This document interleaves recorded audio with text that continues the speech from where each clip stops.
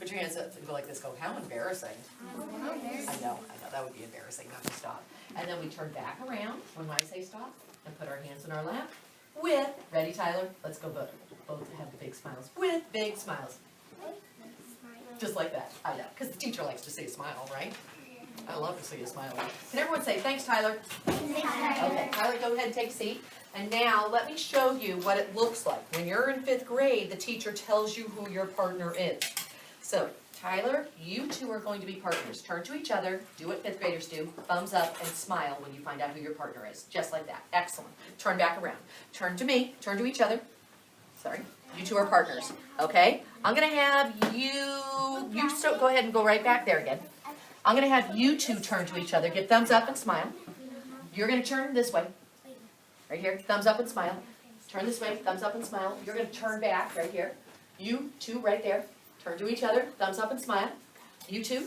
Thumbs up and smile. Look at me. Big eye. You're going to go this way. Turn. Thumbs up and smile. And then thumbs up and smile. You got it. Okay. Turn back to me. All right. Are we ready? Okay. We are going to read this book again. But now we're going to read it so that we can understand it, not just at a simple level, but at a really deep level, like really good readers do. Are we ready? Yes. Okay, so in order to do that, I need to teach you something called the narrative text chant. The what?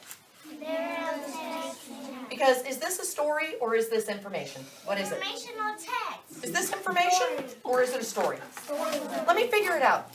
If it's a story, it would have characters in it, and it would look like they're going to do something. If it was information, it would look like they're telling me true things about something in the world. Does this look like it's something that's true, or does it look more like a story? Story. So, what is this, boys and girls? Is this a story, or is this information? Story. Okay, so now, if I'm looking at a book and I know it's a story, and I want to understand the story at a deep level, then I need to know all the parts of a story. So what are we going to learn, everybody? All the parts of a story. Then let's do it. Put your hands together. Everyone go like this. Say, every story. Every story. Point inside your book and go, has a setting and a character. Has a setting and a character. Okay, everyone do it again. Ready, go. Every story has a setting and a character. Okay, so now I'm going to look at every story has what, everybody? A? Okay, I'll put a C there. And then what's the S stand for? Setting. Okay, so now let's go back and let's do it again. Are we ready? Go.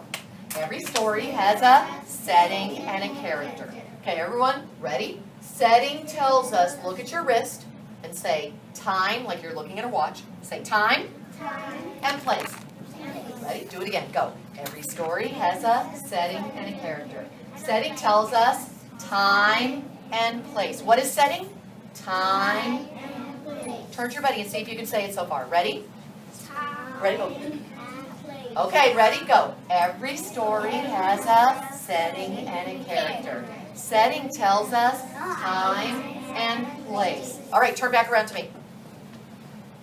You should see yourselves. You're like this. Every story has a setting and a character. Setting tells us time and place. Wow. Do it again. Ready? Go. Every story has a setting and a character. Setting tells us time and place. Turn back around. All right. What does the S stand for? Setting. And what does setting tell you? Time and place. All right. Let's come back. Go. Every story has a setting and a character. Setting tells us time and place. Characters drive the action of the story. What do characters do? Drive the actions of the story. So let's say the whole thing. Go. Every story has a setting and a character. Setting tells us time and place. Characters drive the actions of the story. In a beginning, middle, end. What? All right. Let's see if you know this so far. Are you ready? S is for what? Setting. Setting tells us Time and place. Stop being so fast. You're like setting time, place. What's the C for? Characters. What does the character do? They drive the action of the story. What does the character do? Drive the action of the story. Does that mean that the character, you just see the character at the beginning and you never see them again? Or are they in the story? In the story. In the story. So now they're going to drive the action of the story in a... Middle. So watch me. I'm now going to make something up here. And you said that the characters do what? Do they just stand there or do they have actions? So let's go back, and I now made a big organizer, and every story is going to have a Setting, which is, time, and place. and then characters who drive the action of the story, and the arrow is the action. Okay. And they're going to do this in a beginning. Middle, and end. So what's this part? Beginning, What's this? middle, and end. Okay. Usually I would just go ahead. Thank you, sir. Usually I would just go ahead, and that's all I would do anyway. Did you guys see how advanced you are? You're really high level. Everyone say thank you. Thank you. Tuck your brains in because your brains are so big you have to tuck them in. Okay, are we ready? Let's see what's happening next because we're still in the beginning. After the setting and character, let's find out what happens. Are you ready? Go. Every story has a setting and a character. Setting tells us time and place. Characters drive the action of the story in the beginning, middle, end. Now, you know how when you read this story, did they make the character really boring and you didn't know what she was like? Or did you know what she was like in the beginning? So, did that make it a good story? Yes. So what we're going to do is we're going to pretend like we're looking at a story up here, and we're going to talk to the author right now. And we're going to say, you better make that setting and character come alive. Let's tell the author that. Ready, go. You better make that setting and character come alive. Or are you going to want to keep reading, or are you going to close that book? Want to keep reading. So if it's boring and you don't even know who the character is, and you keep reading and it's boring, and the character doesn't come alive, does it make you want to read or close the book? Close the book. Yeah, you're like, what's the author's job? To make the setting and character Real. oh my goodness. So let's find out. Ready, set, go. Every story has a setting and a character. Setting tells us time and place. Characters drive the action of the story in a beginning, middle, end. In the beginning, the setting and character better come alive or we will close the book. Once they come alive, everyone give me the X. Go like this, say, then there's a problem. There's a problem. So I'm going to put an X here. And what does the X stand for? Problem. So now the setting and character come alive, they seem real, and then what happens? We have a Problem. and what part of the story is that? The end or the beginning? Middle. What part is this? Beginning. Let's all practice. Ready, go. Beginning, middle, end. What part is this? Beginning. All right, now let's go back and let's see if you can figure out what's in the end. In the middle. Are you ready? Go, hands together, go. Every story has a setting and a character. Setting tells us time and place. Characters drive the action of the story in the beginning, middle, end. In the beginning, the setting and character better come alive or we will. Once they come alive, then there's a problem. Now everyone go to the middle. Say, in the middle. In the middle. The character is going to go through actions, actions, actions to try to solve the problem. Okay, so do I know how many actions are here yet? No? I'm just going to put 1, 2, 3, and then we'll add them as we go along. All right, let's find out what's at the end. If I have a problem, and then I go through actions, actions, actions to solve my problem, what would happen at the end? Do I still have the problem? No. Turn to your buddy. What do you think would be at the end then?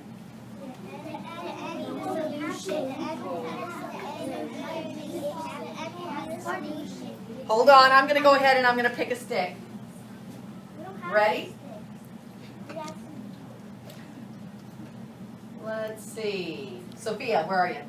Right there. Sophia, what if there's a problem here and the character's going to go through actions, actions, actions to try to solve the problem? What would be at the end? Would it still be a problem? No. Would they still have a problem or would they solve their problem? What would they do? Oh, look how only Sophia's talking right now and everybody's looking with a nice smile. Would they, Sophia, show me, would there still be a problem or would they solve their problem? Does she sound like a 5th grader? She's like, they'll solve their problem. So Sophia, should I put an X here or something different to show that it solved their problem? Do I want to show problem or do I want to show so that they showed that they solved it? Watch what we do for solving. Are you guys ready? Everyone go like this. First of all, everyone look at Sophia and say, smarty. Smarty. Yeah, she figured that out. I didn't even say that part. Let's see if she's right. Put your hands together. Ready, set, go. Every story has a setting and a character. Setting tells us time and place. Characters drive the action of the story in a beginning, middle, end. In the beginning, the setting and character better come alive or we will.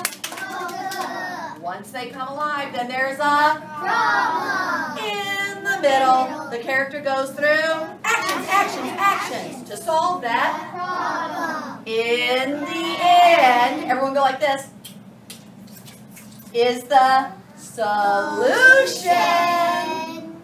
Was Sophia right about how they solved their problem? And what do we call it? The solution. What do we call it? Solution. All right, watch me. I'm going to put a check here. What's this for?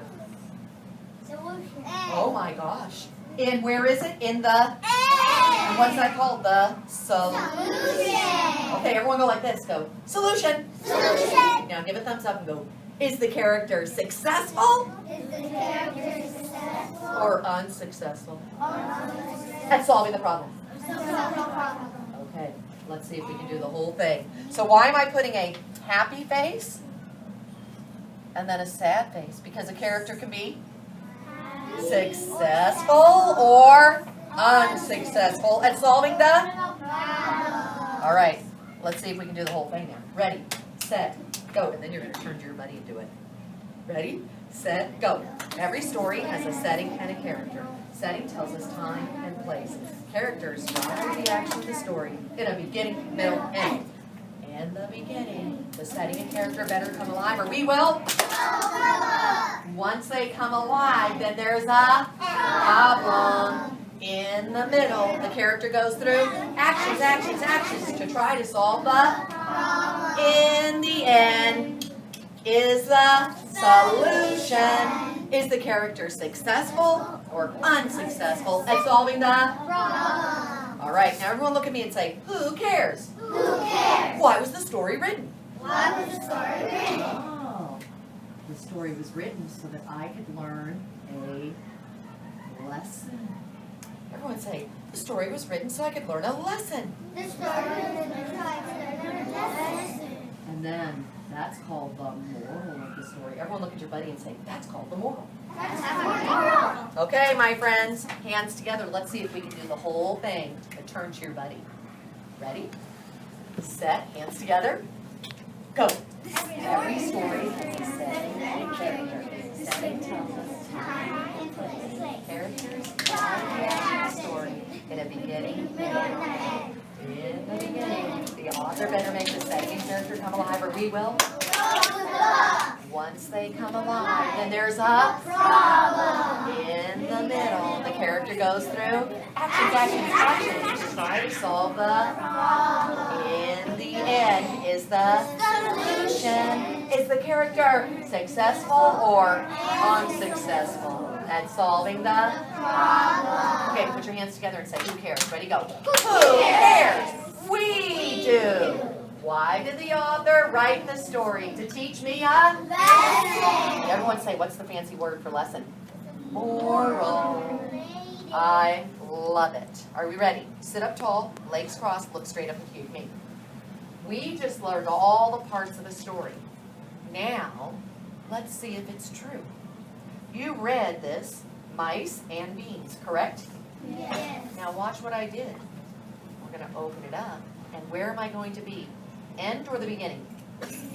So what should be happening in the beginning of the story? They're not alive. They're not alive. We don't know who the character is or anything. So it's the setting and the character need to learn. What do they need to do? Are they learning or coming alive? Coming alive. Are we ready? Look at the beginning. What letter is that? That's like up there. What's that stand for? Setting. And what does setting tell me? How did that happen? And so I put a sun in a house, but I'm just putting that as time and place. Does it have to be sunny in a house? How did that happen? What's this? Character. What's that? Who's in the story. Who's driving the action?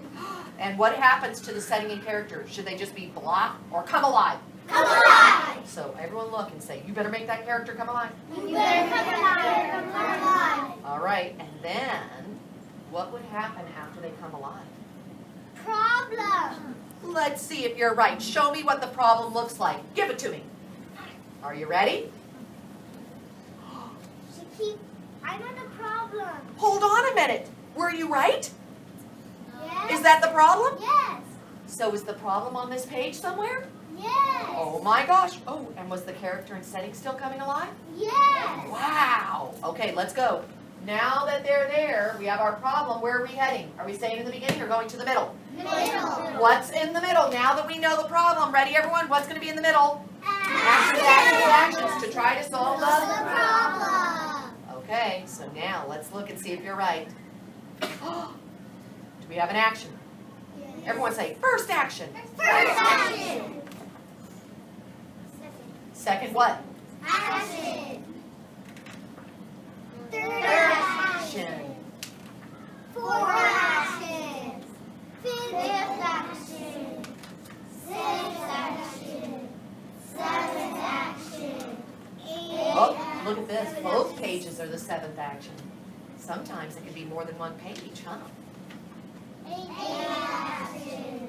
Okay, now something. Oh, look. How many pages was the eighth action? 2. Wow, that's a long one, huh? And then what do you think? I'm right near the end. Am I staying here or going to the end? Going to the end. Okay, after all these actions, what am I going to have? Solution. Let's see if you're right. Show me what it would look like. Oh, ninth action. Solution. Are you right? Yes. Oh, I have a happy face there. I wonder why. They were successful. Let's go like that. Let's go. Successful. Successful. Oh, how many pages show the successful ending? 2. I love it. And that's the end. Okay, now that we know this, I'm going to just read the beginning part. Okay? Because in the beginning, what do we want to have happen? The setting and character? Come alive. Okay, first of all, let's look at the picture. Now, I want you, when you look at a picture, you always look at what is the character. So who in this picture is the character? Everyone just tell me. The lady. The lady. And what is her name? Rosa Maria. Say Rosa Maria. Rosa Maria. Okay, now watch this. I want you to look at the lady.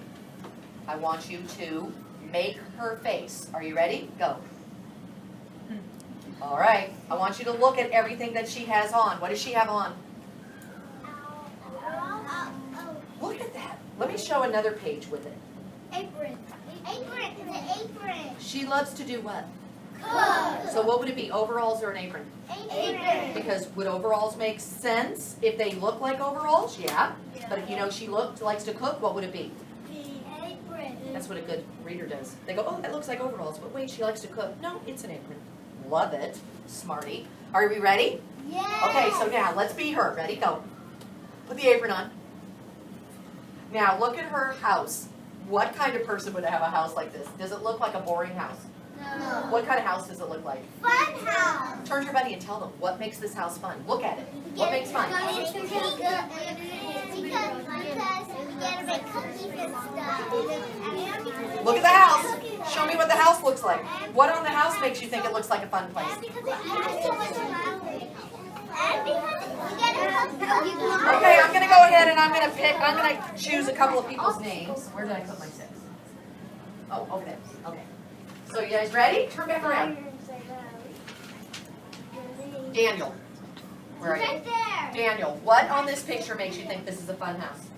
It looks like a fun house because it looks like you can play and do stuff, a lot of stuff instead of just sitting on the computer. Oh my gosh. What in that? Everyone go, he's very smart. He's very smart. Okay, so now we're going to go like this. We're going to say, back it up, back it up. Back it up, back it up. What in the picture, what evidence in the picture tells you it's a fun place? What do you see? It looks like a fun place because Tell me what these things are. they're flowers. What else do you see here that would make it a fun place? She's outside. And what is she doing when she's outside? She likes to cook. She likes to cook in the story. Show me her face that means that look at her face. What is she doing on her face to make you think it would be fun? Everyone show me what her face looks like to make it look like fun. Ah, and what is she wearing? Apron. So how do you know she likes to cook? Because she's wearing an? Apron. Oh my gosh, these kids are so smart. Is she starting to come alive just with the picture? Yes. Okay, now what we're going to do is I'm going to read the words, but I'm just going to read this one part. Are you ready? Yes. Rosa Maria lived in a tiny house with a tiny yard. You know what? Let's act it out. Rosa Maria, beat her. Lived in a tiny house. What would I do for that? Show me the motion. With a tiny yard. But she had a big heart. Show me how she looks. And a big family. And more than anything, she loved to cook big meals. All right. In 1 week, her youngest grandchild, little Catalina, would be 7 years old, and the whole family, show me the whole family, would squeeze into her casita, or small house, for the party. Show me them coming into the house. And are they going to be like spread out or tight together? Show me what they would look like with each other. What faces are they going to give each other? Goodness. Okay, are you ready? This is what we're going to pay attention to, though. Rosa Maria didn't mind because she believed what her mother had always said. Where there's room in your heart. Show me that. Now, do they mean your real heart or how you feel? Okay, show me that. Where there's room in your heart. Oh, I love that. Like this. Like this. I love that. There's room in the house. Not for a mouse. Not for a mouse. Okay, can I show you something? There were 3 parts to that sentence. 3 parts. Everybody, show me where there was room in the heart. Where there's room in the heart. Show me that room in the heart. But not for All a right. mouse. So I'm going to put a big heart. Everybody's happy. All right? Where there's room in the heart, there's room in the house. Show me the house. Even if it's tiny, show me the house. What are you going to do if it's tiny and another person comes? What are you going to do? Okay. So should I show a lot of people in the house? But not in. Okay, now hold on. So now, how does this make you feel? How does this make you feel? Now listen to the next part. Where there's room in the heart, there's room in the house, except for a Mouse. Oh my goodness. So now, what face do I give the mouse? Sad face. Because what does she think this mouse is? Awesome or horrible? Horrible. So she's looking at it and she's thinking, yuck. Now, look what they did. Look what that sentence, is that more than one sentence or is that one sentence? That was, everyone say that was one sentence. But how many parts did it have? 3. Okay, I want you to stand up because this is how you're reading the sentence. Are you ready? Stand up. If I would have done this, would it had the same effect? Watch me. It's not good to have a mouse, but it's great to have a big heart, and everyone can have room in the house. But, does that sound okay? Watch me. Give me a sad face. Ready, go. Can't have room for a mouse. Now there's room in the heart, and everyone can come in my house. Okay, now watch me this. Now let's do it in this order, though. When there's room in the heart, give it to me, go. We can have Room in the house. Do you see how you're happy? And then, now what do? Except for a Mouse. Do you see why they have that last? Because does it sound good when you just say, oh, we don't want a mouse? Or do you want everybody to feel like, oh, she's so wonderful, except for a mouse? So let's say the whole thing. Are we ready, everyone? Go. When there's room in the heart, there's always room in the house, except for a mouse. Look how that is. They could have just said, oh, she doesn't want the mice in the house. Does that have the same effect? Yes. She doesn't want the mouse in the house. Does that make you feel the same way as this? When there's room in the heart and room in the house, except for a mouse. So everyone go like this, say, that's opposites. That's opposite. She had how many boxes here?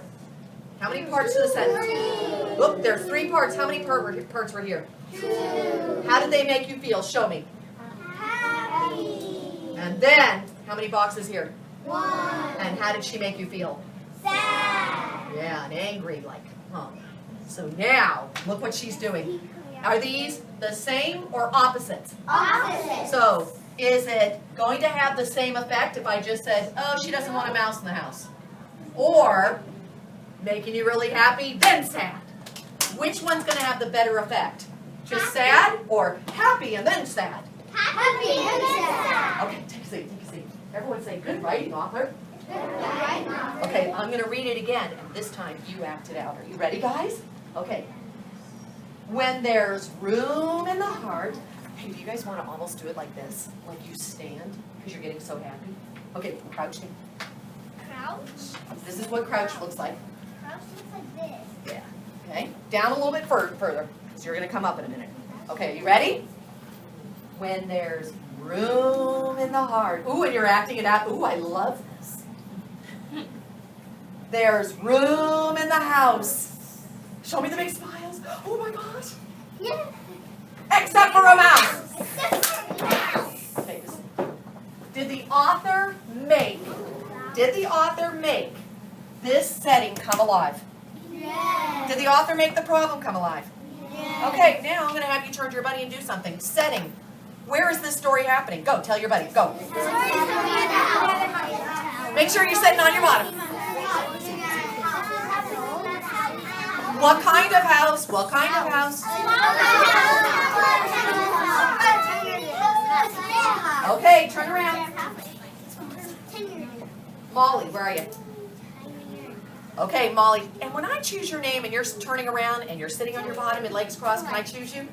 You bet. Look how everybody's sitting around, looking straight up here. Good for you. Molly, what kind of house was it? So they made the house this really neat, fun house. And we talked about with the flowers and the colors. And then, who's our character? The mouse. The girl, the lady, and the mouse. Who's it mostly about on this page? The mouse and Maria. Oh, and what kind of person is she? A cooking person. A She's- chef. A chef. She's kind of like a cooking person. If she makes a lot of cookies, And a chef. she's like a chef. That's her hair. But it looks like a hat, huh? There she is. What kind of face should I have? A scowl or a smile? Smile. Okay, so she has this lovely, fun house with a mean or kind woman. So kind, Rosa Maria. What was she doing at the beginning of this story? What was she getting ready for? The party. Hey guys, can I just write party here? Is that okay? Yeah. And party for whom? Her Her granddaughter. Okay, now let's go to the problem. Are you ready? Yes. So now, she says there is what? A problem. And let's go to the problem. Which part of these boxes is the problem? The first one or the second one? Second one. Okay, let's do that. Ready, go. When there's room in the heart. There's room in the house. But not for a mouse. So where am I going to put the X? On the heart, on the house, or on the mouse? Mouse. She doesn't want that mouse. What does she think of that mouse? Tell your buddy, what does she think? Okay, hold on. Let's do a roll. Are you ready? This is what you need to do. Turn around, legs crossed.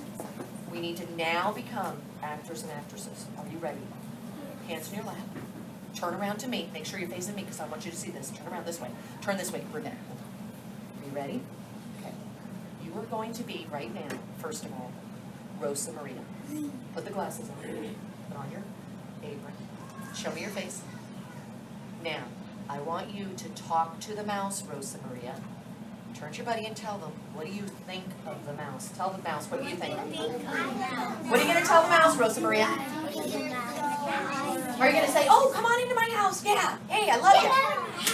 Ooh, you're going to say, get out of my house? Go ahead, talk to your buddy. Talk to your buddy. What are you going to say to the mouse?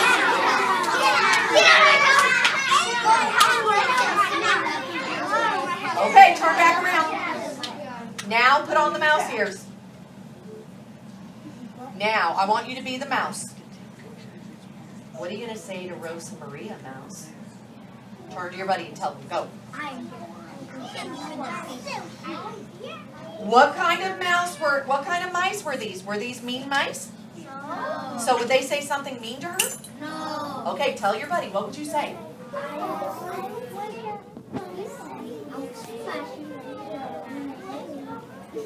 Okay, watch me, I'm going to turn around.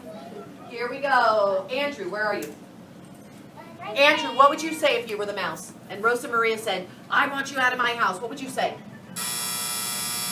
I hope you wouldn't say that. What would you say? Would you say, okay? Or would you say, but I'm not a bad person? Which one? Why are you not a bad person? What do you always do? Tell her what you always do for her. You have. Oh, hold on. Tell your buddy, what does the mouse do? Well, how does he help? What does she do to help? Oh. Turn back around, turn back around. Now let's jump to the end of the story. Did Rosa Maria still not like? No. Yeah. No. Did she like him at the end or like him? Like him. Did she get rid of him? No. So at the end, what happened? Tell your buddy what happened at the end. She gave him a thing to say. Why? Why did she let the mice stay? Why did she want them to stay? All right, turn back around. Turn back around. So the mice did what? They Helped her. So at the end, did the mice stay in the house? No. Yes. And who else is there? The lady. And are they friends? Yes. And why? Because what do friends do? Friends do what? Help each other. Oh my goodness, what lesson did we learn from this story? A good lesson. And what was it? Let's see. What did they find out? Their friends. What did their friends? What did she find out about her friends? What did her friends do in the story? Helped her. So what do we learn then? Friends Help each other. help each other. I guess I should have the word each there, huh? All right. So now, boys and girls, I'm going to have you stand up for a minute. Turn around to the teachers. And let's see if we can say those three boxes again that meant the problem. Are we ready? What were they doing in those three boxes? Were they showing how things were the same or different? Different. Because what does that do if it's different? If they make you really happy and then sad, do you have further to fall? Let's see. I'm really happy and now I'm really sad. So what are those? Are they the same or opposites? Opposites. Ooh, okay, let's say the problem. Are you ready? When there's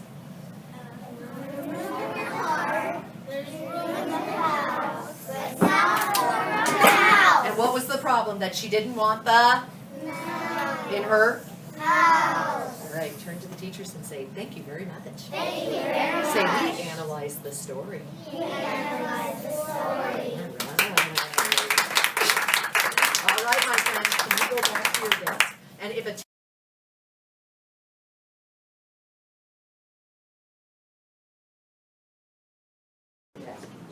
Now, one of the things, and I want you guys to think about this just as yourselves as adults. When you pick up a novel, okay, what happens when you pick up a novel? You're reading it, I guarantee you that you're doing this. I guarantee that you read it slowly at the beginning compared to the speed that you read in the middle and the end, right? Because you have a blank slate. you don't have anything in your head right now.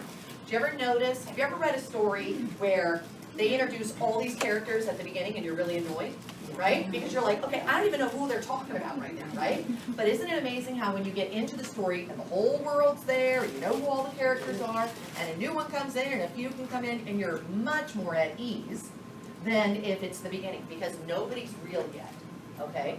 So when you're reading at the beginning, you want to make sure that even, and this is something just to watch as I'm doing the lesson, if you see that I'm taking a lot of time, and it really is going to be the group, okay, to read maybe the first couple of pages, like we really acted out, I do a lot of questioning and everything else, the whole purpose is, I want them to make this story come alive. I want them to see this character as real. Because when I start reading the other chunks of the text, what's going to happen is, I don't have to do as much work. And they're right with me. They're into the story. And I want to show them that. I'm going to let them know that. Oh, we're going to really take our time in the beginning. Why? Because we want the characters to come alive. That's right. We want them to come alive. So if I'm doing that in the lesson, and we only get to a certain part of the book, remember, how many days do I have set aside for this? At least 2. To read this a second time. So your goal, and if you find sometimes, because I'm a real big fan of, the teaching point, like, wow, we're really focusing on something and I still have a lot of time, I still need more time, so you get another day. You have 3 days where you're reading the book a second time. Really look at it as, this is what the kids need, this is going to make a big difference. Because every time you do something, the next time you read, they're going to take that strategy and have better use of it. Okay? So that's what I did with this little guy. With Henny Penny, let's look at that. The big thing with Henny Penny that I love in this book, and you're going to see, for me, my biggest goal that I want is I want those little guys sitting on the carpet, I want them totally engaged in the book. I want them thinking these characters are real. Talking to them, getting mad at them, looking at it like, oh my gosh. I want them to look at Henny Penny and really feel sorry for her. Like, she isn't that smart. But she's really nice, but this is really sad. And then as we meet different characters, they're not very smart either. And I'm going to do something where I'm going to look at, okay, boys and girls, if I just said to you that the sky was falling, would you look at the ground? Where would you look? Up at the sky. Then every single page they're going to see that when she tells the new character that the sky is falling, nobody's looking up at the sky, right? Nobody's looking at the sky. It's like they're just looking at her. Okay.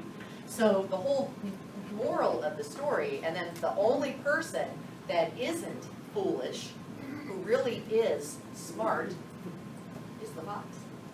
And when they say that the sky's falling, we're going to make the fox's face, and he does this.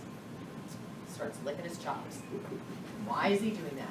Does he know that they're really smart and clever, or does he know they're not very smart? And if they're not very smart and he's a fox, what can he do? Right? So that's the whole thing here. And we're gonna talk to the characters. We're gonna say different things. And at the end of the story, we're gonna see that she thought the sky was falling and she wanted to save the sky, but look what happened. They weren't successful. They were eaten. But you know what? There's also characters that were successful, and that was the fox. So it really has unsuccessful and successful, right? See, this was the Henny Penny that I liked, where the fox eats them. Then there's the Henny Penny. Remember my buddy Dan? She had the one where the fox tried to eat them and tried to trick them, but they escaped. Dan always had them living. Me, I was like, blood and guts, they're dead. Okay. The kids are all, yeah. I'm all, yeah. Dan's over there, no one dies. Poor Dan, she had to look at me the whole time.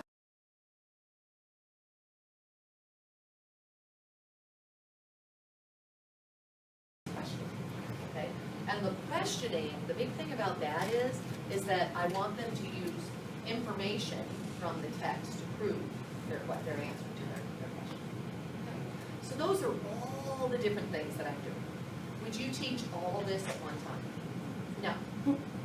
And we're going to do, sure, why not? And you know what, if you don't get it, okay, so, but what we're going to do is we're going to, so I want you to look at that. Now, let's jump to information. Okay, information, they don't need to read the text the first time, and then read it a second time, okay? We can go back and read it a second time, but we're gonna do this a little bit differently. We're gonna say it's information, we're gonna say our big idea, information tells about the big idea. Then I'm gonna go in the book and I'm gonna show them, here's the title, this is the big idea. This whole book is about where animals live. So that's gonna be our big idea.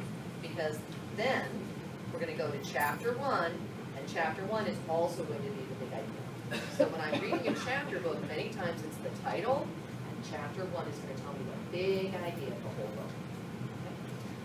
That's the thing, when you're seeing chapter books at your grade level, this is the best setup of a chapter book. Having the cover, and then chapter 1 tell you the big idea of the book, okay? Then each chapter after that is just going to be information about the big idea. So what we're gonna do is we're gonna learn big idea, and see how I put the Post-its there, so it wasn't like, what do you think this is? Oh, there's the big idea, there's the big idea. Now we're gonna learn about information, and this big idea is about penguins, and we're going to learn 2 different things. Remember I told you when they don't have headings? What are we going to do? We're just going to tell them what the headings are. And in this book, this is almost like a paragraph, even though it looks like separate ones. This is going to tell it's going to describe where they live, what they look like, and then this over here is things they do, where they live. So then what I'm going to do is I'm going to peel these off, and I'm going to go over and I'm going to put a idea there. Oh, now we're going to learn about what? Polar bears. And then I'm going to learn about what they look like, where they live, and then what they do there. And we're going to read and take notes for that. And we'll just do a little bit, and then we'll orally rehearse it and everything else. Okay? So that's kind of like what I'm looking at for books of that sort. Okay. Now let's look at your textbook. Now, Ms. Kinder, do you have textbooks like this too? Big books like this, right? Okay. So, and the one that I'm supposed to be doing is something about the habitat, is that right? Okay. And you put the page there and everything for me, and then I just closed it. I was like, okay, great. And here, no.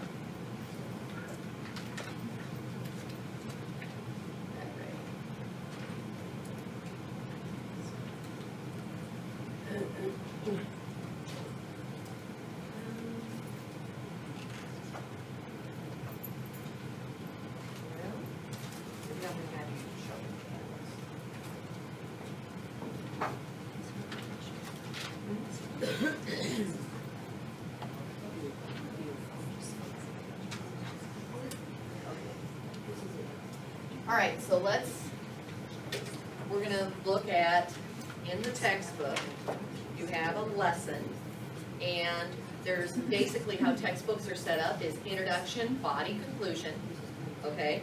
So here's my title, What Lives Along a Coast, all right? And then this is like a hook. This is trying to hook the kids in. Over here, so I would always start with this page. I wouldn't start with this page. And I'm not a real big fan of, unless it's really, really an obvious type of experiment, I'm not a big fan of having kids do experiments before they know information. Because it's almost like I'm trying to have them, do you see what I'm talking about? And they have nothing in their brain that even knows what this information is, and we're trying to make them discover, okay? An experiment should be an application of information that you know, okay? Because think about when you're doing an experiment, you're applying knowledge to make discoveries. Well, if I don't have knowledge, I'm not going to discover, right? So that's up there on the Bloom's and the Webb's depth of knowledge, it's a little bit higher. Sometimes there's experiments that actually do just give you the knowledge, but many times it's like, so, can you figure out what's going on? Okay, like they already have background. So what I like to do is teach the information, then go back and use it as an application. Okay, so I'll do that. So what we're going to do is we're going to look at our chapter is set up with, we have our, really confused our heading here, and then these different headings, so it really doesn't have, many times when you have the lessons, it's just going to, well, this is what we're going to do. This is going to be the big idea here, building background. So a coast can be cold and rocky, plants and animals have parts to help them live there. That's it, right there. So this is, I'm gonna put a light bulb right there. That's where our big idea is, right here. Then, we're going to jump, and this is going to be our heading, and this is gonna be information that we're gonna put. Okay? Now notice that what they did was they put lines underneath what the main idea is under those headings. Now what you can do is you can just go to those lines and just read those. So if they have those lines there, what I would do is this. If I have my heading here, I would read the first line of every paragraph, and that's it. That's all we would read. It's just the first line of every paragraph. Because usually the topic sentence is the main idea of that paragraph is the first sentence. And then you can go back and read the whole thing, just casually read through it and take notes. So we'll see. I'll look at it this afternoon. We'll look at how we do that, okay? Because how many of you will be reading this to your kids, right? And you get about right here and you've lost them. And you're just like, and then how many of you do this? You look further like, oh God, how many pages? Seriously. And they're lost. They're just like, and you're all, eyes up here, eyes up here, eyes up here. Isn't this great? Okay, let's just look at the picture.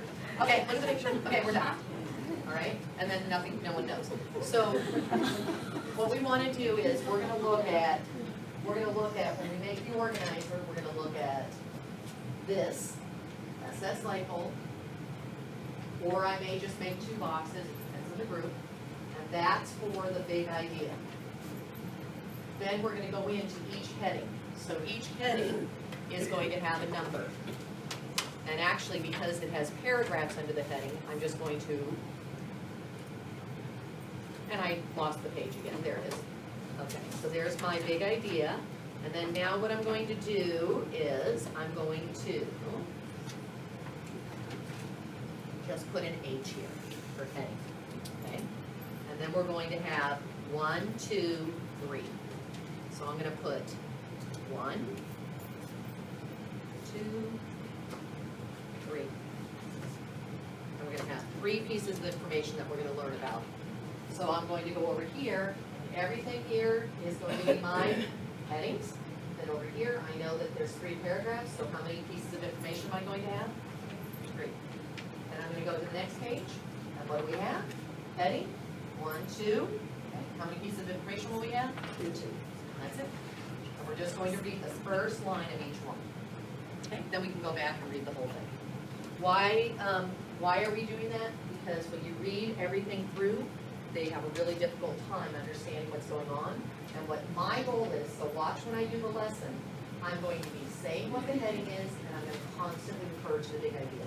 Oh, so this is going to tell about that. And then we're going to be reading these 3 sentences, we're going to be taking notes, and then we're going to make sure that these 3 sentences tell about these ideas. Your job when you're doing this, when you're teaching information, is to show kids that everything you're putting in your notes is telling about the big idea. That's what we're really looking at. And if it isn't, then in that paragraph, what am I going to do? Read on until I can find something that tells me that. All right, so my goal today is to have you guys see the different strategies, and many of them, but also for you at the end of the day to feel like you're walking away with something that you use. Okay? So for a minute, why don't you guys just sort of review all the different things that I talked about up there, and then why don't we also have you, as you're doing this, talk to each other about what you're probably going to be planning today, okay? And I put my walls up, and I have my portfolios in my box here, so if you guys need anything. Yes?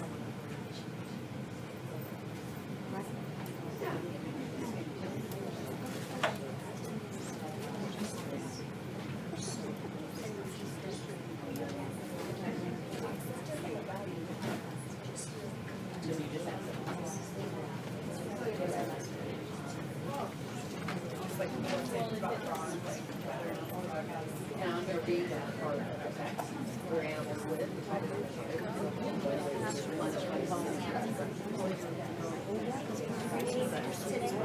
Huh? That's why I was late. Oh, you did. my costume, and of course I was like freaked out for certain because I was like, I have to turn it on because I needed to do certain things like that I was going to turn on later, and they weren't there, and I was like, and then I went through their folders, and I was like, oh, they're all in their folder, like in their desk. So they almost had like a breakdown. But yeah, I went and I don't know if you just have enough time. I just pulled like one book that I already read, and I was going to pull the other book that I forgot to do today. But I pulled like a polar bear and a people in non-fiction. But they're not very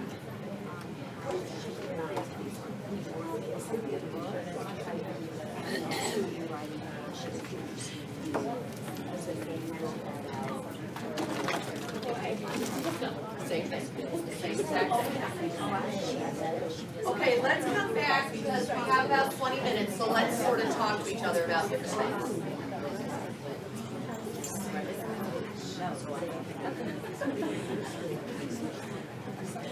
Okay. One of the questions was the 2-week lesson plan. How does that work? Because I showed you yesterday if you were doing a narrative, right? It's going to be the same lesson. Let me go through and show you.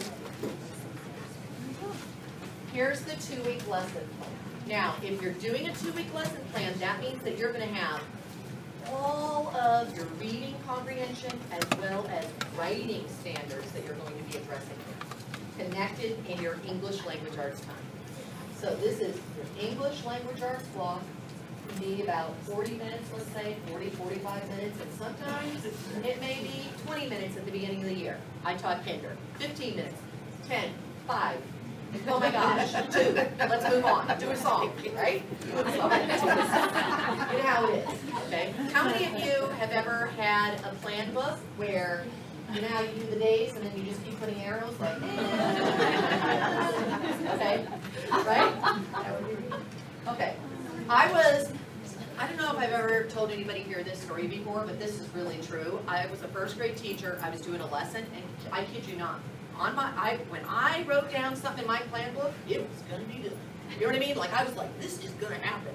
And these poor little guys on the carpet, I would do the lesson, and I mean, they could be rolling, dying, kids could be throwing up. It didn't matter. It was like, we're doing this. Because I need to check that I got it done, right? And I had someone come in and observe me in a lesson, and afterwards she goes, you know, Fetzer, could just finish it up tomorrow. And I was like, really? Exactly, like, what's that? That's on my sheet. You've got to do that. So just know, as you're doing this stuff, this could be more, this could be, I mean, oh, there's a holiday, 2 days, we only have a 3-day week. Then just don't do something. You know what I mean? The room became really quiet. Everyone was like, it's okay. Oh, it's almost like you need therapy, right? You're like, oh my God, are you sure it's okay? I don't know. Seriously, it's okay. Why? Because this schedule is something that you repeat over and over all year long. So it's fine to add, to shorten it. Oh, this story doesn't need as much. Let's move on. It doesn't matter. Okay? It's just a block that you can look at as a starting point to plan. Okay, doesn't matter whether I'm working with narrative or information, it's the same process because it's one text that we're using to focus on. So before reading, if I'm using an informational text that we're focusing on to read many times, before reading, I'm going to be pulling out my robust vocabulary, so that's going to be my vocabulary, and I'm going to do word masters to movie scripts. Yes? I know, I have so many questions. No, this is good. So, let's say you're doing your literature for the day, okay, you have that block, and then you go to your information, like your social studies or science, and you have it in there. Okay. This is what I like to do. I like to use literature for my language arts time that's paired with what I'm doing in my science and social studies. So if you look, let me give you a visual of it. So this is my language arts wall. So I was doing the 3 pigs, and then I was doing a farm unit over here. Okay? So I'm having narratives and information. The reason why I like to do information, you know, obviously with science, social studies, right, is because you're having that, but also because I want multiple texts here. What I find with information is that it doesn't matter, every once in a while we could do the schedule where we have a focus text of information, that's fine. But I like to use it in my language, my science and social studies time, because that's where I typically, when I'm looking at informational text, you know, like the science book there, right? That's a long chapter, or I'm gonna have lesson 1, lesson 2, lesson 3, I have a lot of lessons. So to use one to focus on, I can just keep doing that in my science and social studies time. Right, but my question was, okay, before you read and you do the literature, you're gonna do the word masters and movie scripts.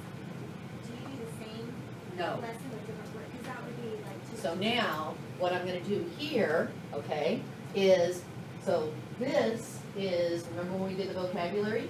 Tier 2 vocabulary, core literature, robust vocabulary. This is going to be tier 3 vocabulary, and I'm going to front load using a picture with labeling it, label the parts, the function of the parts. Because that's a visual for kids, because this is like a closed set of words that are limited to this particular topic. But remember, when you're reading informational text, remember the tier 2 academic word list that I gave you guys? Those words will pop up a lot. So where am I doing that? I'm doing that with the, don't you look how I'm pointing? If you guys have something. Check it out, Michelle. Okay, so is this, I'm gonna just grab yours just so I can, the tier 2, that's where we had the little chants, the little poems and everything. And I swear I put it in here, right? Okay. Yes, okay. So here's your tier 2 where you had those isolated words. These are those echo words. These are words that echo in informational text.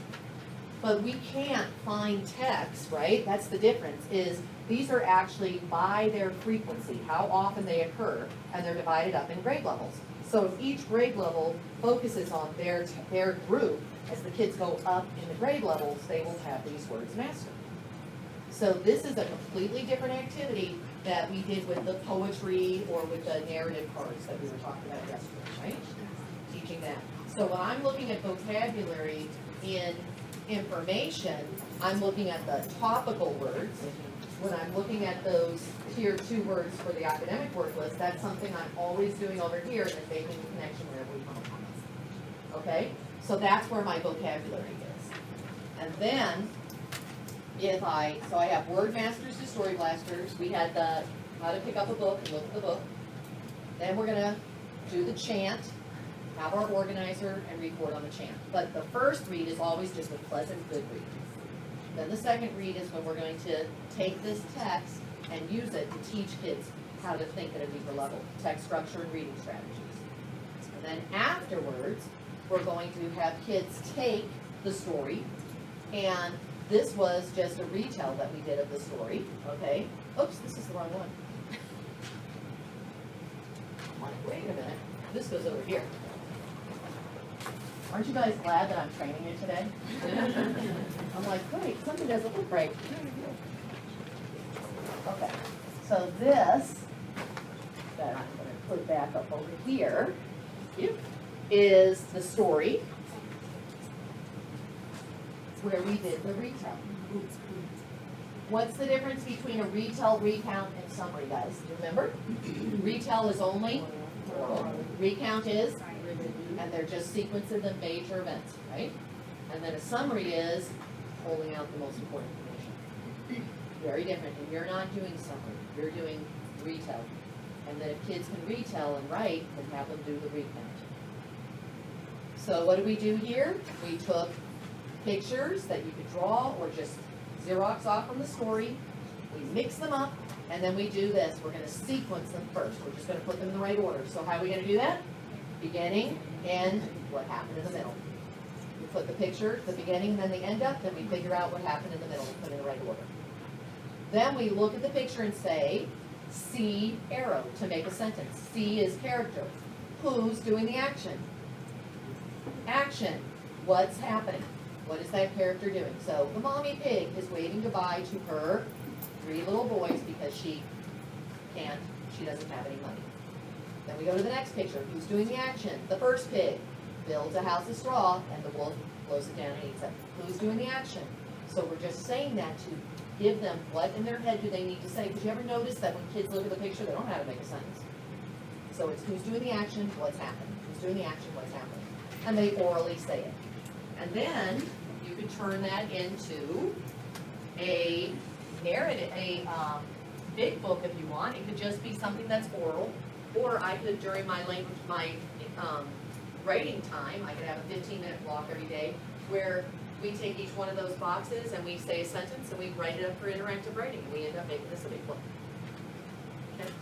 So that's something that you could do. So let's go back to our schedule.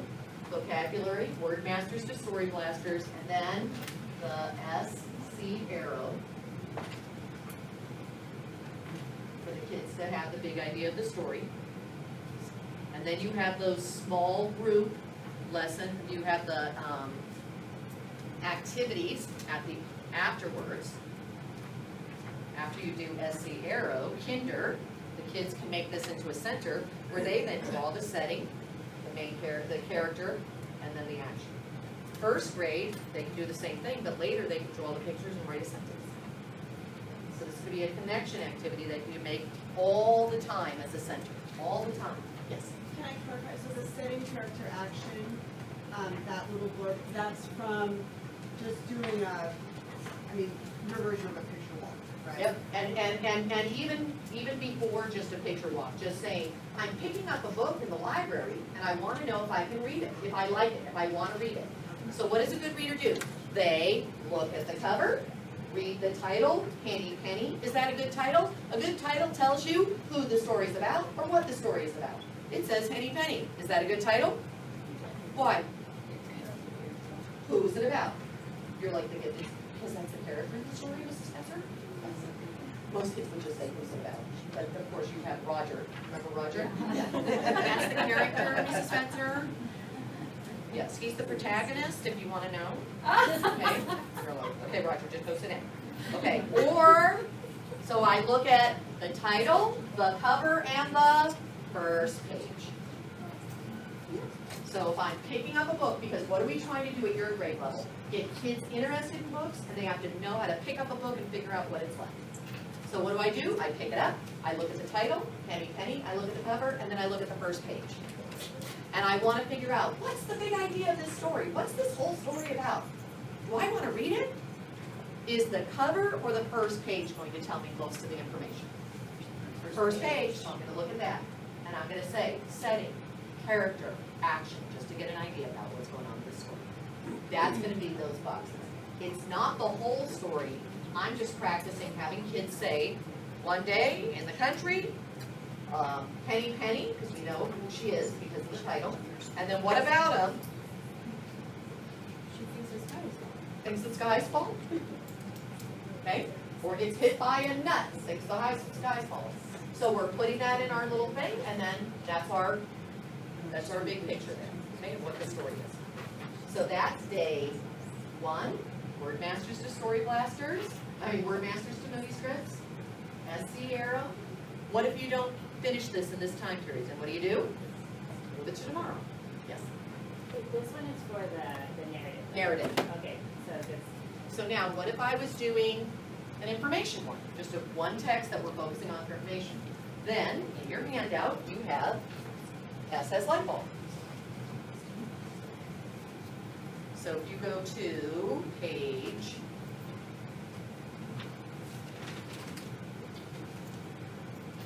71, 72 actually. This is what it would look like right here, SS light bulb. So see how I had setting, character, action? I would put setting, subject, big idea. And you would have these little pictures there. And then the kids would have setting, subject, big idea, where they would be able to put the same pictures in there. And you could do it, I don't have one where it's just like kinder, where they just have that, have this straight boxes. But what am I doing? I'm just finding the main idea. So see how we just did, what's this story mostly about with the first page? I'm looking at what's the main idea. Where would I go? The cover, and then I'm going to look at the first chapter. And figure out what's this whole book about. And I'm going to do this. Where animals live, home sweet home. Every wild animal needs a place to live. Some animals live in nests. Some animals live underground. Some, let's visit more animals at home. So I'm just going to look at reading a couple of sentences. The top sentence, and then maybe the bottom sentence there. Would you mind doing one of each parts for sheet 2, like we can say here, so we can go to TV? Thank you. You got it. So this was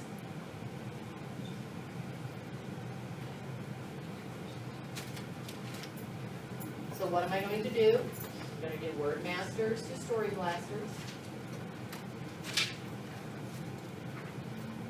Now, what if I look at a book? So this is what I want you guys to think about. What if I look at a book and I say to myself, okay, you know, maybe there's not a lot of robust vocabulary. Actually, in this one, it's not too bad. So we have every animal, maybe I would have wild, maybe I would have habitat, even though it's more of a tier 3 word. Maybe I could have underground, because I want words that echo, right? Balances, that's a good word, okay? So I'm going through and I'm trying to find tier 2 robust vocabulary that echoes through this book. And I'm going to have 3 to 5 of them, and I'm going to have my word masters to story blasters, and I'm going to use those words, and I'm going to put it in a movie script. It's still a movie script, but I can use those words, okay? Then I'm going to do my SS light bulb that I just showed you. And the SS light bulb, where do I find that? Title, and in this particular one, title and the first chapter. If I was doing this book as a focus text, right? You know what's so nice about doing something like this as a focus text? If you did this for a couple of weeks, just where all we did was look at this one lesson over and over again, then when you start using this to read lots of different lessons in the science and social studies time, they've already learned how the book works. You see that? So what am I doing here? I'm going to the lesson 1, here's the title, and right here is where the big idea is. Yesterday you said a good way to, like, if you're first starting out teaching this, is a good way to start something informational, so start out with like a nice little paragraph. So would you just do like the vocabulary from the paragraph, and Yep. the script from the paragraph, and then just look So at that did you see first like that cow paragraph had a lot of really good, robust vocabulary in it? I would do that as movie scripts. And guys, it doesn't matter if it's just a paragraph. That cow paragraph was really good. It was a very good paragraph. Again, you could have the hook, you could have the big idea. Do you see how sometimes we're jumping to really long, drawn-out stuff, and it's too much? Even when I'm in the upper grades, before we go to novels, we use short stories to figure out what all the text structure is, and then we go and start reading novels to apply that part. Okay? So I would definitely do something like that, but you want to make sure it's a really good paragraph. You're gonna just look at that first sentence, that first thing. I would actually have it marked up where I would say, oh, these are books, ooh, there's the main idea. Which one are we gonna read? We're gonna read that one. All right, now we go from, so we have our word master story blasters, we have our, what's the main idea? What am I going to read about? And this one is just, I'm going to the beginning of the story to figure out what's this story about, the gist of the story. Okay? Then I'm going to go to Tuesday, and that's going to be the first read. And when I do that, that's when I can identify one word for context clues. So I could say, let's go, and if you're kindergarten, are you going to go to that word and practice it, or are you going to just, as you read, stop and do the context clue? As you read. But if you're first grade later in the book and they're readers, what do? They're gonna go to that page, find that word, practice the context clue, so when they're reading it with you, they've already practiced how to solve that word. And what are you gonna basically focus on? Definitions or examples, and then descriptions if they can do the definition and example. We're gonna go over this again so don't worry. First read here, okay, so this is, let me go back up here. Now we're gonna do our second read, and that's what we're doing today. Today is all about the second read. What's that look like? Over here, when we're doing the first read, we're going to read, stop, and record. And we can react to the text. So notice the difference between the informational text. I'm not going through and saying, I'm gonna read this whole book to you one time through, okay? I'm actually going to read it, stop, and react to the book. And what are we going to do? I'm just going to read, and then I'm going to have my main idea here that we're gonna figure out. Then we're gonna go to the first chapter, and we're gonna identify that this is information, each one of these other chapters are information about the big idea. And then we're gonna look at penguins, and I'm gonna tell them. We're gonna first read this part, and it's gonna tell us what they look like and what their home looks like. What's this part gonna do? What they do. And I'm gonna go over, we're gonna read, and then I'm going to stop and record that information. And then I can do another one if we have time. Each day we'll just go through, and we're gonna read, stop, and record. Because I need many days to do this. This isn't the same as a story. And today, this book, and this is what's really hard about informational text, guys. This book, I'm gonna be reading all the sentences. This book, what am I going to do? When I first go through, is we're gonna read the first sentence of each paragraph, because now I have headings with multiple paragraphs. And I have several headings. So we're gonna read the heading, and then the first sentence.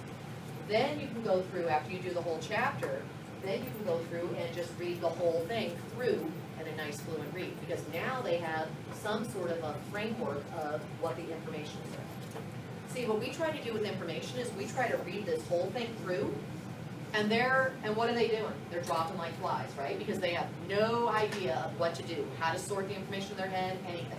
So we're gonna build a scaffold, and then, so they have a basic idea of what all the information is about, then I can go through and read the whole chapter, and now they're gonna understand it. So that's a different way of reading because it's information. And the information, I always have to look at the text to figure it out. If I was doing just the paragraph, then what am I going to do? I'm gonna have the big idea, we're just gonna read for that. Then day 2, I'm going to have, here's my paragraph, and what am I going to do? I need to have my SS light bulb. Oh, look, we did that yesterday. We can just put that information here. Cows are amazing. Okay, and then I'm gonna look at the numbers. Oh, there's 5 different sentences that are information about that big idea. So what am I gonna do here? I'm going to have 5 different things that I read for. Okay, that's it. And now we're gonna read each one of those numbers, and we're gonna record the information. And then we're going to orally say it, and I can write down a summary. Then I go back and I just read the information. Then I have a blank paragraph, same paragraph, blank, and as we're reading it, I can read a sentence and the kids can go, oh, that's the hook, that's another hook, sentence, that's a hook, oh, there's the big idea. And now they're telling me what the sentence is like. But that's at the paragraph level. So you're saying that day that you take the notes, you're doing the writing that same day? I could do it right in front of them. They could just orally say it. And as the year goes on, I'm taking notes, they orally say it, and I'll have some kids go write it out, And kids who can't, because remember we talked about, I want everybody to plan and talk and think. And then if you know how to write the words out that you're saying, off you go. But the little ones that are still learning how to write, they can't write letters, they don't know their sounds, so they just know a few words. I don't want them to go out there and do that because they're going to do this. That's not beneficial. So I may have them with whiteboards and maybe one sentence that's sort of like a dictation sentence about this, and we're going to write it out. Something. And that's when you did it in highlighter and they traced over? That was interactive writing. Oh, That would be a little different. That was something a little different.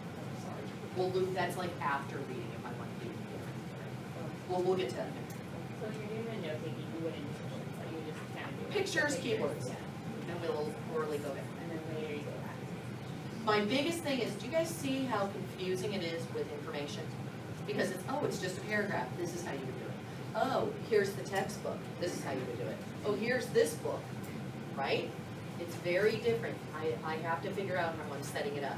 So it's really good if you guys have a bunch of books for you to say, how would you do this one, how would you do this one, how would you do that one, okay? And even if it's worth it to do. Remember we looked at some books yesterday and it was like totally inappropriate, right? How long do you think it's a practice with paragraphs? How long before they get it? Maybe 2 or 3 times. What grade are you? First grade, yeah, 2 or 3 times. And now we're gonna move it on. Yeah. And you know what I would start doing? I would start having a center where I would have a paragraph up there with little Post-its, and I would have them in the center read it, and then with their Post-its, like if there's 2 sentences or 1 sentence that's a book, you would have little Post-its there, and then they would read it, and they would put the Post-its on what they think the sentences are. So you can keep that thinking and that activity going, but it would just be with each week. And then eventually that could be a must-do activity where they're reading paragraphs and labeling the parts before they read it. It's really fabulous. How long would you do those? If it's just a paragraph, how long would you do that? You just go through this two. I would do day 1, big idea. Day 2, we're gonna read, stop, and record, okay? And then orally reverse it, maybe write out a summary. Day 3 and 4, maybe day 3 is going to be, now we're going to read it again, okay? Just the whole thing through. But as I read it, you're going to do this, and I'm gonna put Post-its or mark it up. Day 3, now you're all getting the same paragraph. We're gonna have you put the books, big idea, the whole thing. Okay, you ready?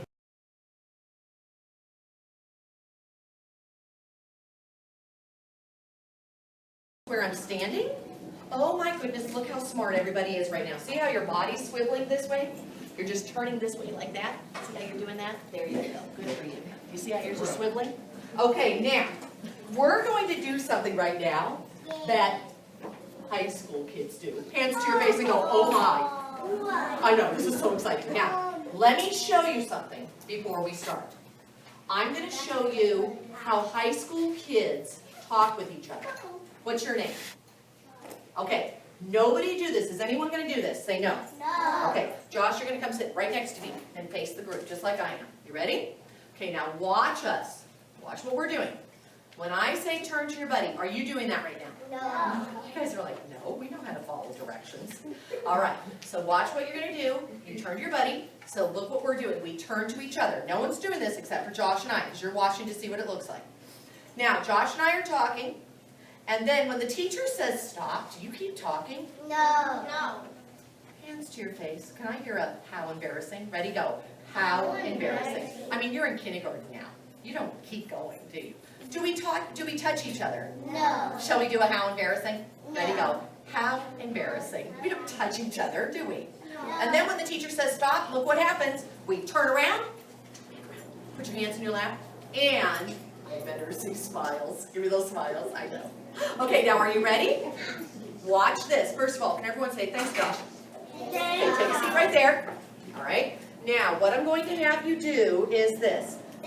Scoot back just a tad. You scoot right here. Okay, now, in 5th grade, when you do buddy talk, the teacher says who your buddy is. So I'm going to treat you like 5th graders right now. Are we ready? I know. Look how people are like, oh, I'm going to sit up tall, my hands are in my lap. I love it, because you're looking like 5th graders. Now watch. You two are going to be buddies. Watch what they do in 5th grade. Turn to each other, give a thumbs up and smile. Ready, go. Just like that. Turn back to me. You two are buddies. Turn to each other. You two are buddies. Look at me. You two are buddies. Turn to your buddy, give a thumbs up and smile. Quickly. You two are buddies. You two are buddies. Turn that way, thumbs up and a smile. Ready? You two are buddies. Ready? You know what I'm going to have you do? Yeah, go up there. Go one over there. So move up one. You two are buddies. Ready? Turn and smile. You two are buddies. Could you please go back to that one right there? Yeah, go back to that orange square. Right here. Yeah, okay. You two are buddies. Turn around and do it like that. We're going to have you. Could you come in the orange square? You two are buddies. Turn to your buddy. You two are buddies. All right, turn back around. Look straight up at me. And here we go. Are we ready, my friend? Oh, look at that. How nice you are doing that. Okay, turn back around. Hands in your lap. Look straight up here. Okay, my friends. Now, we are going to learn. Remember I was saying something like high schoolers? Okay. We're going to learn how high schoolers read information books. We're going to learn how what? High schoolers do what?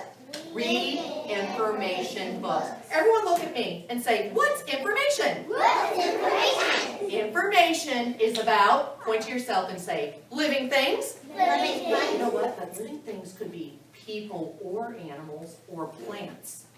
What would a motion be for animals? Ooh, like this? Okay, ready guys? Go. Living things, like us, animals, or plants. Love it. Look like high school kids. Okay, ready? What's information? Information is about living things, places. What can I do for places? Would places be just here or all over? All over. Okay, let's do that. Ready? Go. Information. Say it again. Ready? Go. Information is about living things, places, or things that happen. A thing that happened. Okay, look at me. Let's see if you can turn to your buddy and say that to your buddy. Ready, set, go. Information is about living things, Things that places, and things that happen. All right, my friend, do it one more time. Turn back around to me. Look how people are just stopping and looking straight up here. Do it one more time. Ready, set, go. Information is about living things, places, and things that...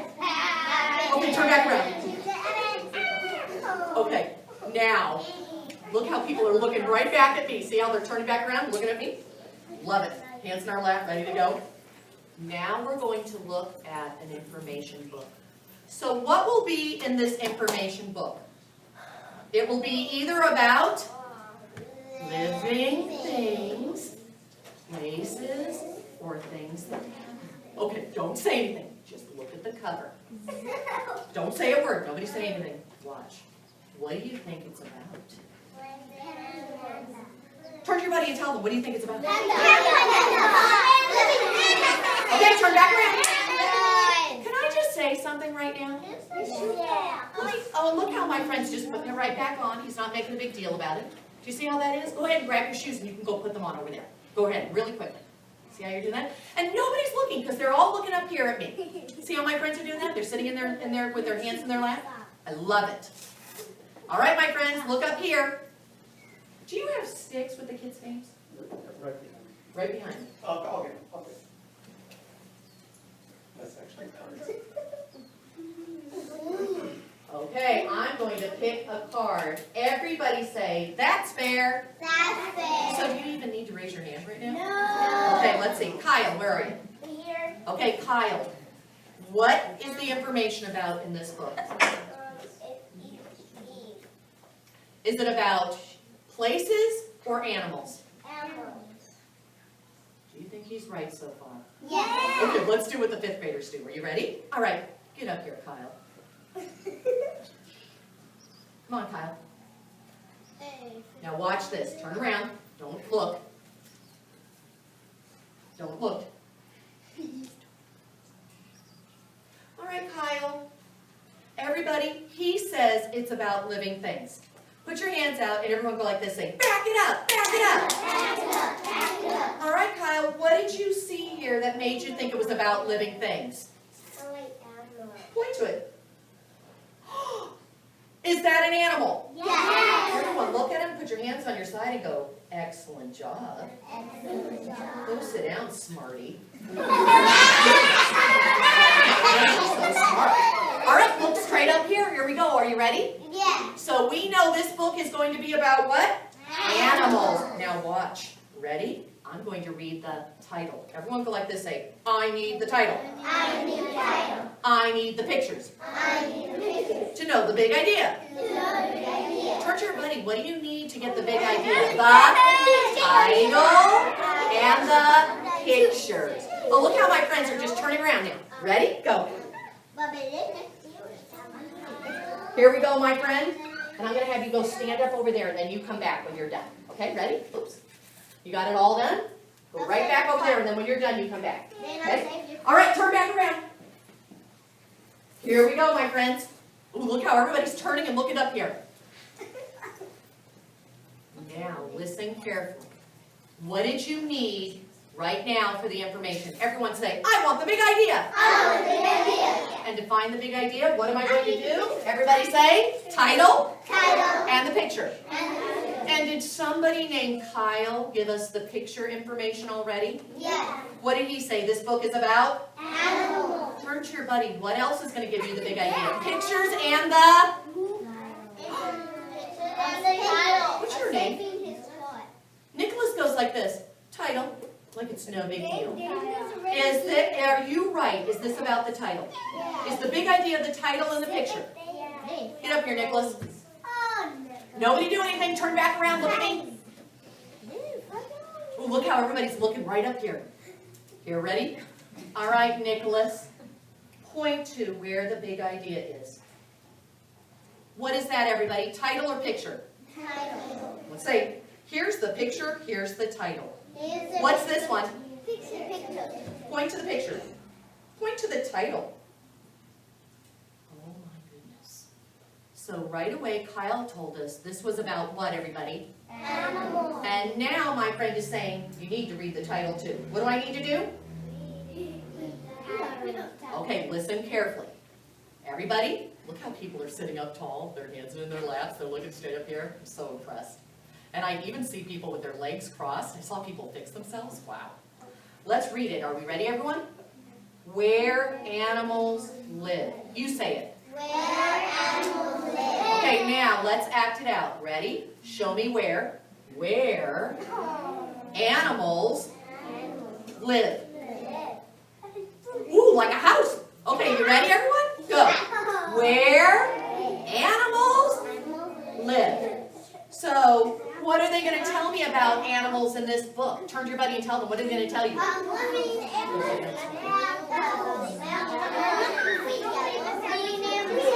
All right, come back around to me, and I'm going to pick a card. Oh, look how, if I see you turning around, and I say your name, and you're sitting nice and tall, can I choose you? Yes. Riley, where are you? Riley, my friend. Riley? Ooh, look how everybody's just looking at Riley right now. Riley, where animals live. What is this whole thing about? People or animals? Oh my gosh, I'm ready to start taking notes. So I'm going to have my big box up here, and you just said animals. I'm just going to do this for animals. Is that okay, my friends? All right, now, Kyle helped us with that because we used the picture. Then we had our friend read the, what is it, everybody? Title. Let's read it again. Read it and act it out. Ready, guys? Go. Where animals live. Okay, everyone go over here. Say, what's the big idea about animals? What's the big idea about? What are we going to learn about animals in this book? Pandas. All animals. Oh my gosh! Stop for a second. It could be about a panda, but I see an S at the end. Would it be animal or animals? Animals. So now, is this about one animal or many animals? Any animals. What are they going to tell us about animals? Are they going to tell us their parts or where they live? Let me ask my friend. Are they going to tell us about the animal's parts or where they live? Shall we prove it? Everyone, hands out, go. Prove it, prove it, prove it. Get up here and let's see if she can prove it. There's no way she's going to do it. See how everybody's just looking up here? What is she going to use to prove where animals live? The picture or the title? The title. Let's see. Read the title for me. Go. Where animals live. How do you know that this is about where animals live? The picture or the title? Let's see. The picture's showing me what? And is he just in the air or is he living somewhere? So did the picture help her? Yeah. And what word in the title, where animals live, is telling you about where they live? Is it animals or live? Is she right? Yes. Everyone go, you're right. You're right. All right. You're right. Could you please, I'm going to put a house for where they live. Do they live in a house? No. They live in a zoo. All right, they could live in a zoo, or they could live in different places. All right, let's all say thanks, friend. They live in a jungle. Everyone say thanks, friend. Thanks. All right, my friends, let's look up now and let's do it. Ready, go. Animals live in, do they live in a house? No. Jungle. Okay, I'm going to put a jungle. I was going to say that. I had someone say a zoo. A forest. Forest. So do they live in one place or many places? Oh my gosh, this is a high level question. Are you ready? Yeah. Sit up tall, pants in your lap. You're going to talk to your buddy in a minute. Listen to the question. If they live in, not a house, but if they live in the zoo, the forest, or the jungle, are they like pets in this book? Or are they like wild animals? Turn to your buddy and tell them, what kind of animals are they?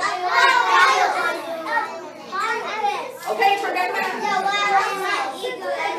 All right, ooh, I have somebody's name here, and I'm looking for that person sitting up tall. Show me they're ready. My goodness. Dylan, where are you? Okay, Dylan, what kind of animals are these? Are they pets or wild animals? Is he right? Yeah. Tell him back it up. Back it up. How do you know these are wild animals? Look how my friends are just looking up there. Show you how I would do that. Are you ready? When we say back it up, you're only allowed to do it twice, because that's what they do in 5th grade. Let's try back it up. Ready, go. Back it up. Back it up. Back it up. Look how my friends are just stopping. I saw people do that. That was excellent. Do it again. Ready, go. Back it up. Back it up. I'm so impressed. Now, my friend, how do you know these are wild places? Are wild places like a house or different places outside?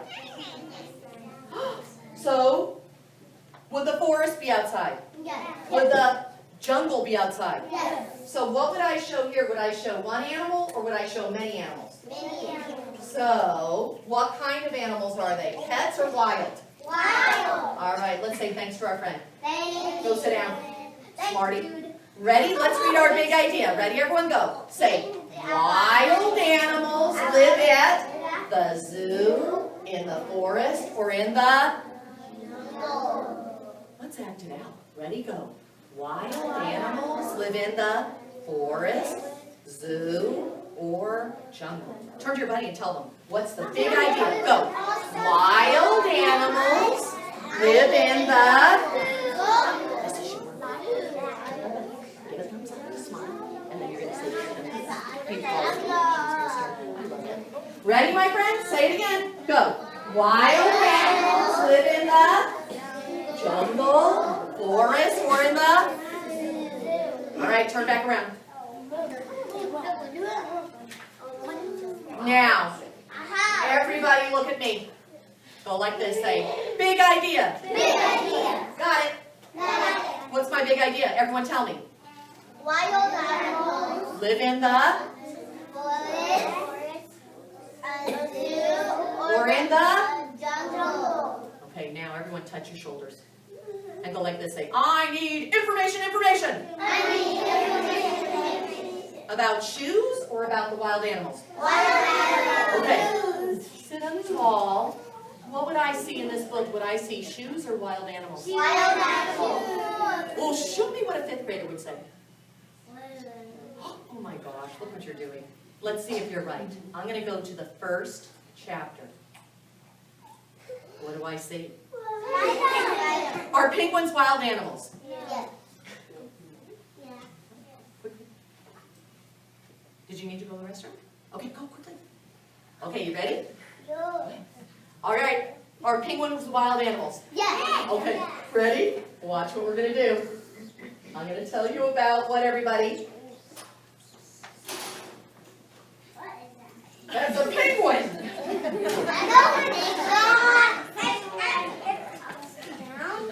That's the way it is. We're just going to say penguins there.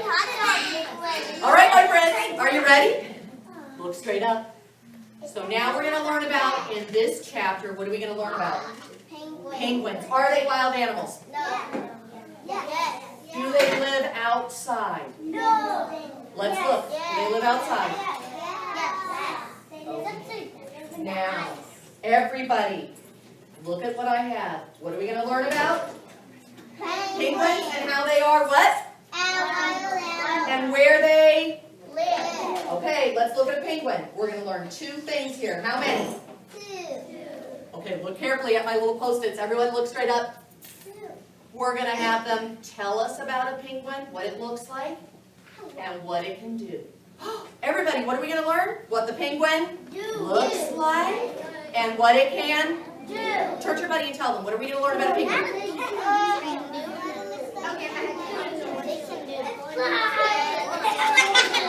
All right, turn back around. Let's see. Oh my gosh, I'm just going to look straight up here. I see people looking at me.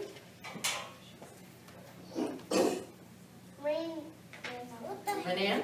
Renan. Where's Renan? Renan. What are we going to learn about? What are the Post-its telling us? What the animals look like and what they...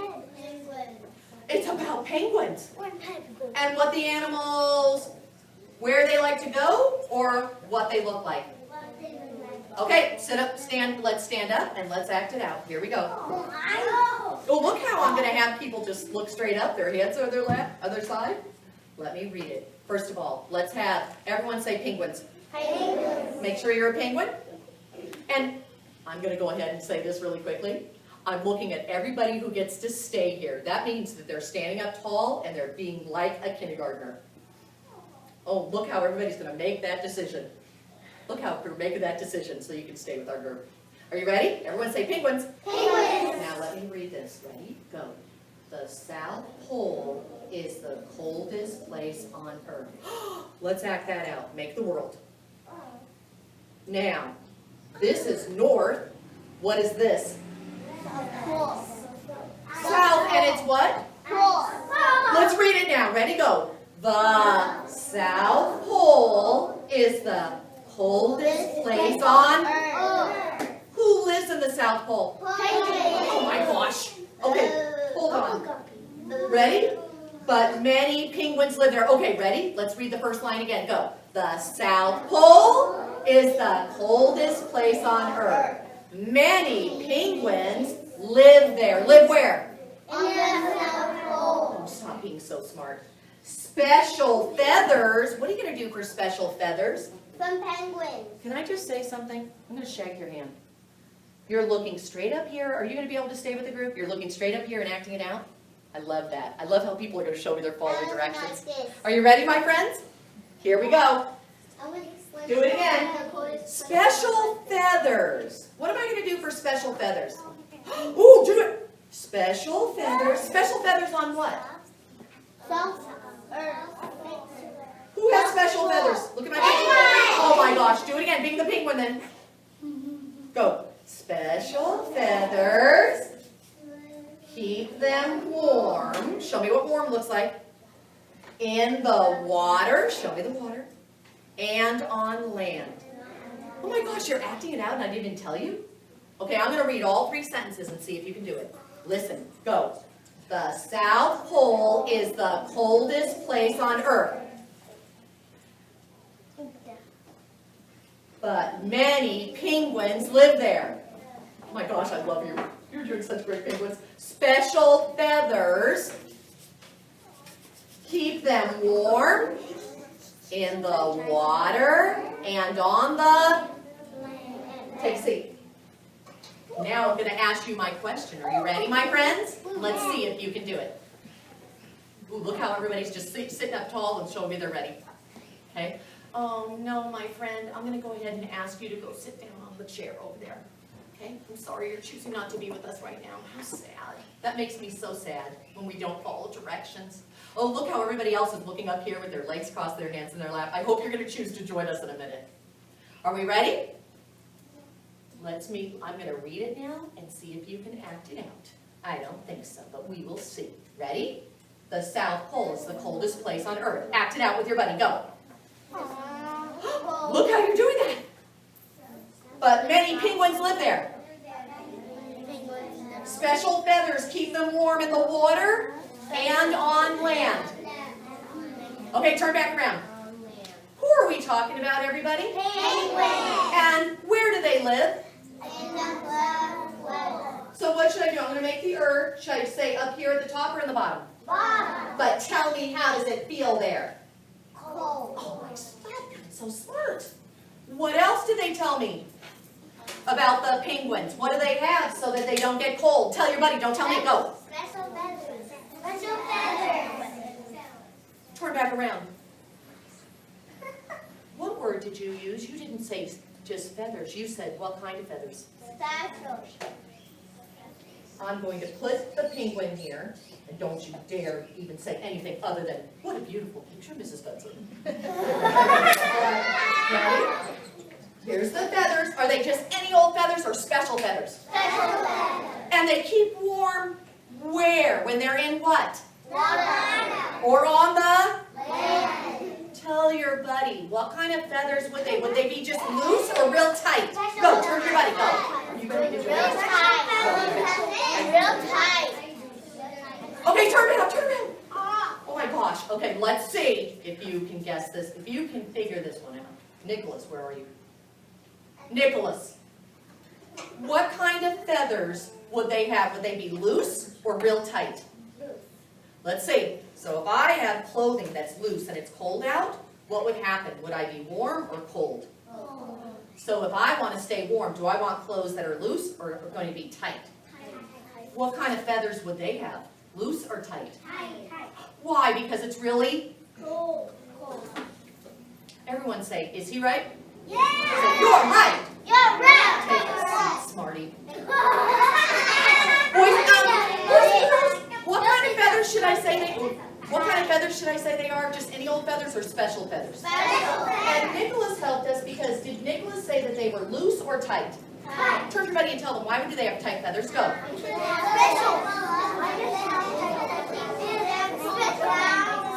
Why do they have them? Just because they want them or to keep warm? Oh my gosh. Okay, my friends, let's read our notes. Ready? Sit up nice and tall and go. Wild animals live in zoos, the forest. Oh my gosh, and also, let's go to penguins. Ready, go. Penguins live in the cold South Pole. They have special feathers to keep them warm. Turn to your buddy and say all that information so far. Ready, set, go. Wild animals.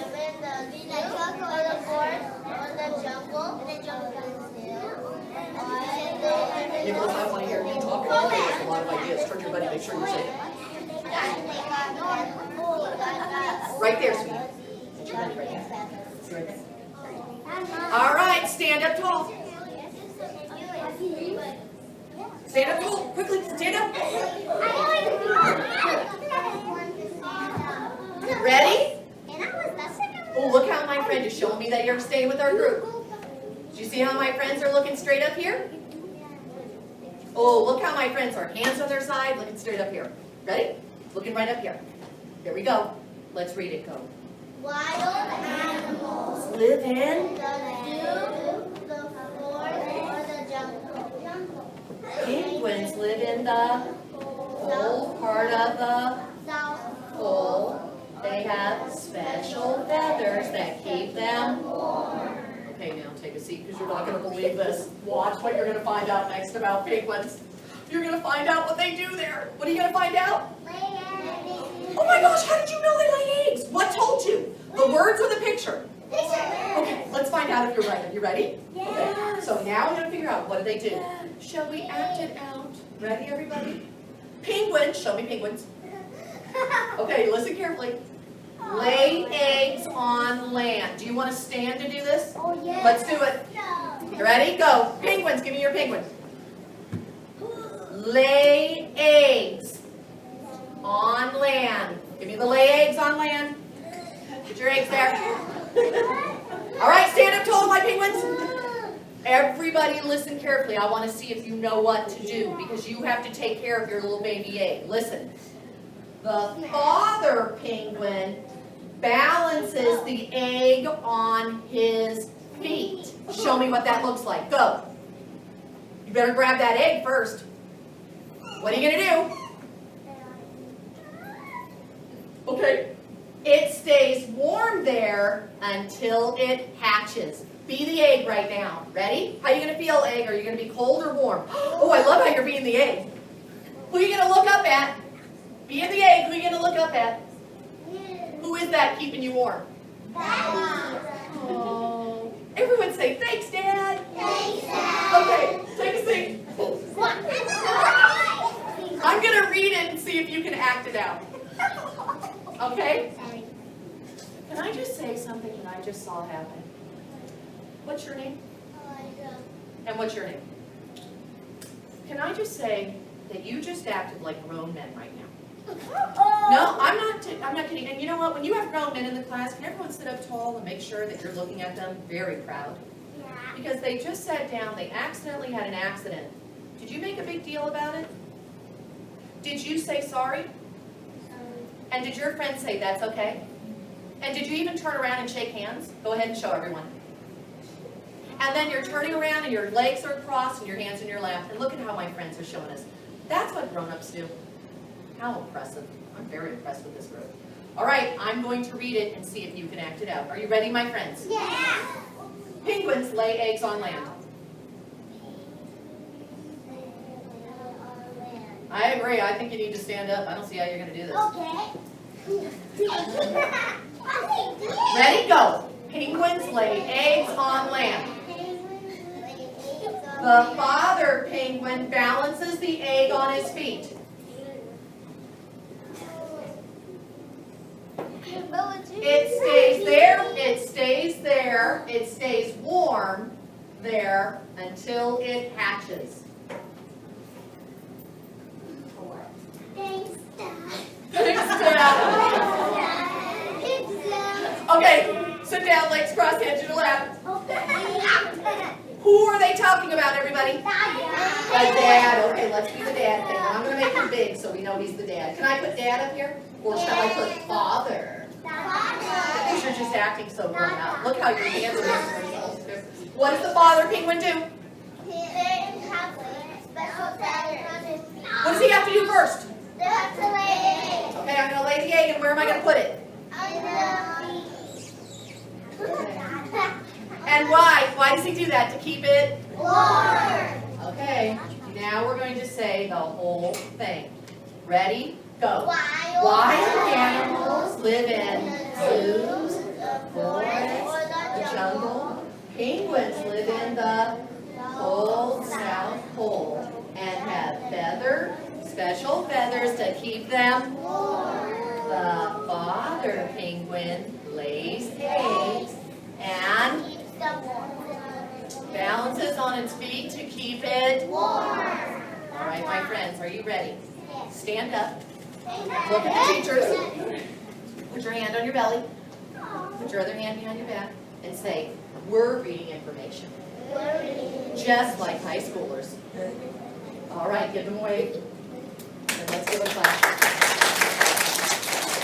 Now, high schoolers are able to read their notes to their buddies. Turn to your buddy and see if you can do it. Ready? Go. Wild. Oops, say the whole thing. Nice enough. Let me hear you go.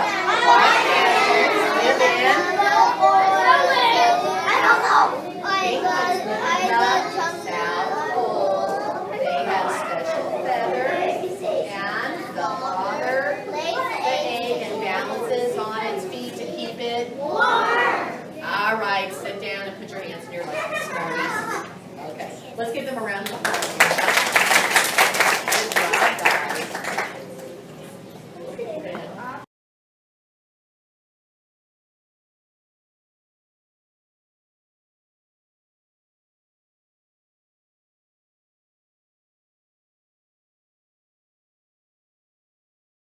Because all we had was basically this page to come up with our big ideas, what we thought about. Can you go back and adjust? Do that. And that's what I would probably do. So then after a while it would be wild animals live all over the world. And then we would do the penguins, and then you would have, and you don't even have to do every single chapter. You can say, oh, I'm going to do 4 of them, and jump to different ones. Okay? All right, talk about what you saw in the book. Okay? I mean, in the book. In the lesson. And then we're going to have you report out, okay? Okay, go ahead. And then we'll come just for about 5 minutes, and then we'll have you talk out.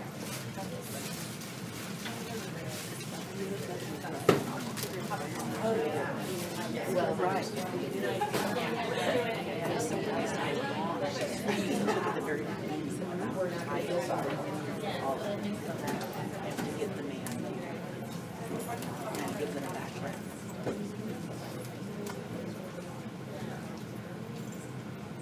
We're talking about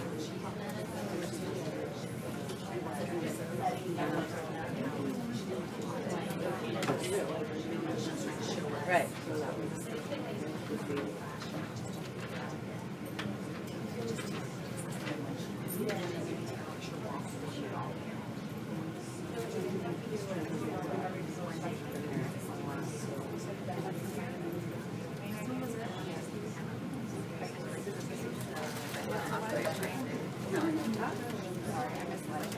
I think it's training one. I think it's training one. My fault.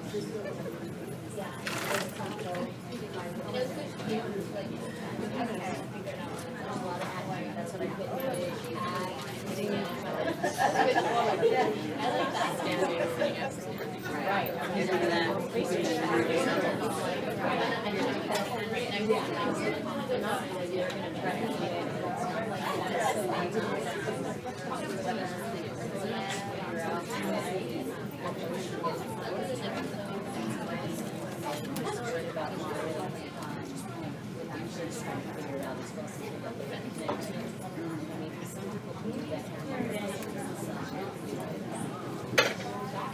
Right, and then she'll take a motion, one of the kids will do this, and this, oh, that's a house, so that's what it is.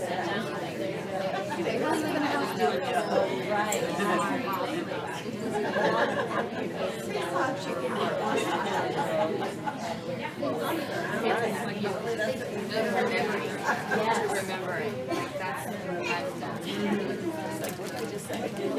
The motion that we have for that, yeah. Right. And then if they're not, she'll notice the ones that are just says, everybody's looking at me. Like even the one kid's sure not. Right, and then she, went to the one right next to him and said, yes, good job. And then she got to stop. So that was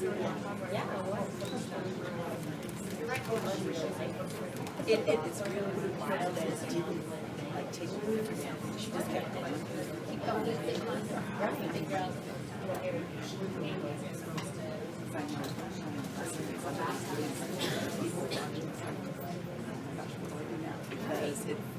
It's hard to keep. Okay, let's come back and we'll look at talking about the different things that you saw in the lesson. Okay, so let's start at the back table over there. Talk about what you guys were sharing on. We talked about how, we liked how, I mean, it took a little while to get the kids to the big idea, but they got it, they used evidence from the book, they used motions, they wrote it, and then when they were retelling it, they were using those same things. So you could see it right away from the translate learners were. Yeah. Right away. Once you get up and get down. Who had to, use emotions to retell. And is it okay to take time to do that? Yes. That's the whole thing. You ever see how we're kind of like, oh my gosh, I'm not even opening up the book yet. So I just want you guys to see, it doesn't matter. This is my focus text. I'm using that so that I'm teaching you how to think, how to understand a book. And if it takes a while to get through something, the next time I pick up a book, that whole strategy is going to be much faster and faster and faster. It's the whole idea of using this one text to really teach kids how to think. What you guys talk about at this time? We were just talking about a lot of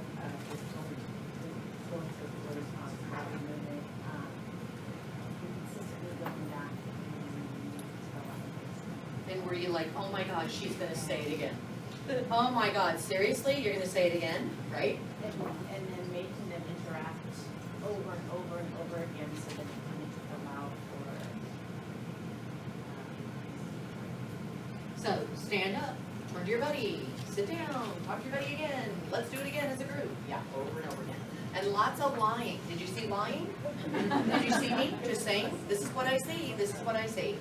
And then when it doesn't work and I give a little bit of time, Isn't it amazing how powerful it is just to be like, oh, how sad, and then, oh, and then our little guy comes back, right? But not making a big deal about it at all, yeah. Sometimes I do something called blinders up when I have a real lot of, like if I have some real bad misbehavior, I just tell the kids blinders up, and they do this, and they don't even look. So it's blinders up, and then I'm doing whatever I need to do, and then I come back, blinders down, look how everyone's ready to go, and we're ready to go. Because what happens is, it's like when you drive by a car accident, you wanna look, right? So we do blinders up, and you'll see kids like this, like, oh, I really wanna look. Like that. Okay, all right, what did you guys talk about? Kind of repetition, we talked about the length of time that was spent, that it was broken down into chunks. We talked about the classroom management, that was non-disruptive, non-threatening. The acting out, hand motions, a lot of movement, so we kept them engaged. Tons and tons of that, right? What did you guys talk about? I always get with, right, believe me, right when you put something in your mouth, I'm gonna ask you something, I know. And I wasn't even looking, it's amazing how talented I am at that. Some of the things, and then you're constantly giving them two choices, which is two choices. One kind of ridiculous out there, and one that, you're leading them and guiding them correctly. And even when they had a hard time, you gave them like a real life example. I'm told that I want my clothes loose or can I tie around me. So it's really good how you're kind of. So that they're learning how to think, because you ever see when we ask kids questions and they don't know, you give two choices, and then it keeps the pace of the lesson. What do you guys talk about? We talked about how to marry the content that you taught within the lesson with the thinking maps. So we talked about putting the main idea, just like how you drew it out, so the main idea up at the top, and then under. And eventually we would have this as live in many places, right? Right. We would change that, because I didn't want to just say, oh, well, should we just say many places? I just wanted to use what they were doing so that we can go back and adjust and show them, oh, you know what, actually, they live in many places. But even if we had kept it for today or whatever as the jungle, once we started to fill in the tree map, then we could talk about like, oh wait, now does this match? How can we fix that? That's what you want to do, So exactly. Wait a minute, that's not right. Yeah. Now, how would we do this then? What's the first one? Penguins. And then, listed under it would be the details. so what do we find out about penguins? Holes and special feathers. They weigh and balance their eggs, just like that. And we go to the next one. Next one, next one. And you may be, wow, I'm going to do how many? 3, right?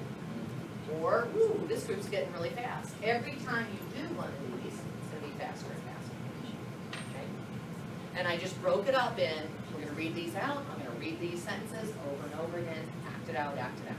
Okay? The big thing that kids have with information is, when you're reading information, they really do Charlie Brown teacher. They're just kind of like this, not listening. It's wah, wah, wah, wah. So you want them to take the wah, wah, wah, wah, and then actually act it out. Turn those words into motion so that it's meaningful. And repetition, like a bazillion times. Okay? And then as the year goes on, they don't need as much support. But you're teaching them. The whole idea is teach them what to do when they do things. Okay? All right. So if you, why don't you guys go ahead and see how you would do the next chapter. Do you have that book? Okay. So we have where animals live. My next one is polar bears. Do I have to do polar bears? No. And if I want to figure it out, if I'm like, I want to really figure this out, maybe I'll sit there and say, okay, maybe I'll do foxes. So now we'll do the foxes. Okay. And that's what this chapter is going to be about, are the foxes. And then what are they going to tell me about foxes? Probably what they look like, where they live, what they look like, and what their place where they live looks like. And then what they do. So I'm just reading all these. Then I'm going to read these. Now, look what we did after I went through it. I was just like, where do foxes live? They live in fields and woods, but you might not see them. They sleep during the day. Foxes hunt for food at night. Sometimes they come into towns to look for food. You might see one of them. So what I would do is, they live in the field. I would probably just read the first 2 lines for where they live, okay? Because now these lines go up here to what they do. Because what's happening is look at the pile of dirt. Where do they come from? Moles. From a mole's home. A mole lives underground. He digs his home in tunnels too. A mole's home is called a burrow. How does a mole dig a burrow? With his sharp claws and teeth. So that was where they live, and the last part was just what they do. You see that? So they don't have it really chunked out, so that it's blue skins. So I would just read it and say, okay, let's find out about their home and what they look like. Now let's find out what they do. And it might just be a sentence. Okay. All right. Go ahead and talk to each other about how you would do a lesson like this.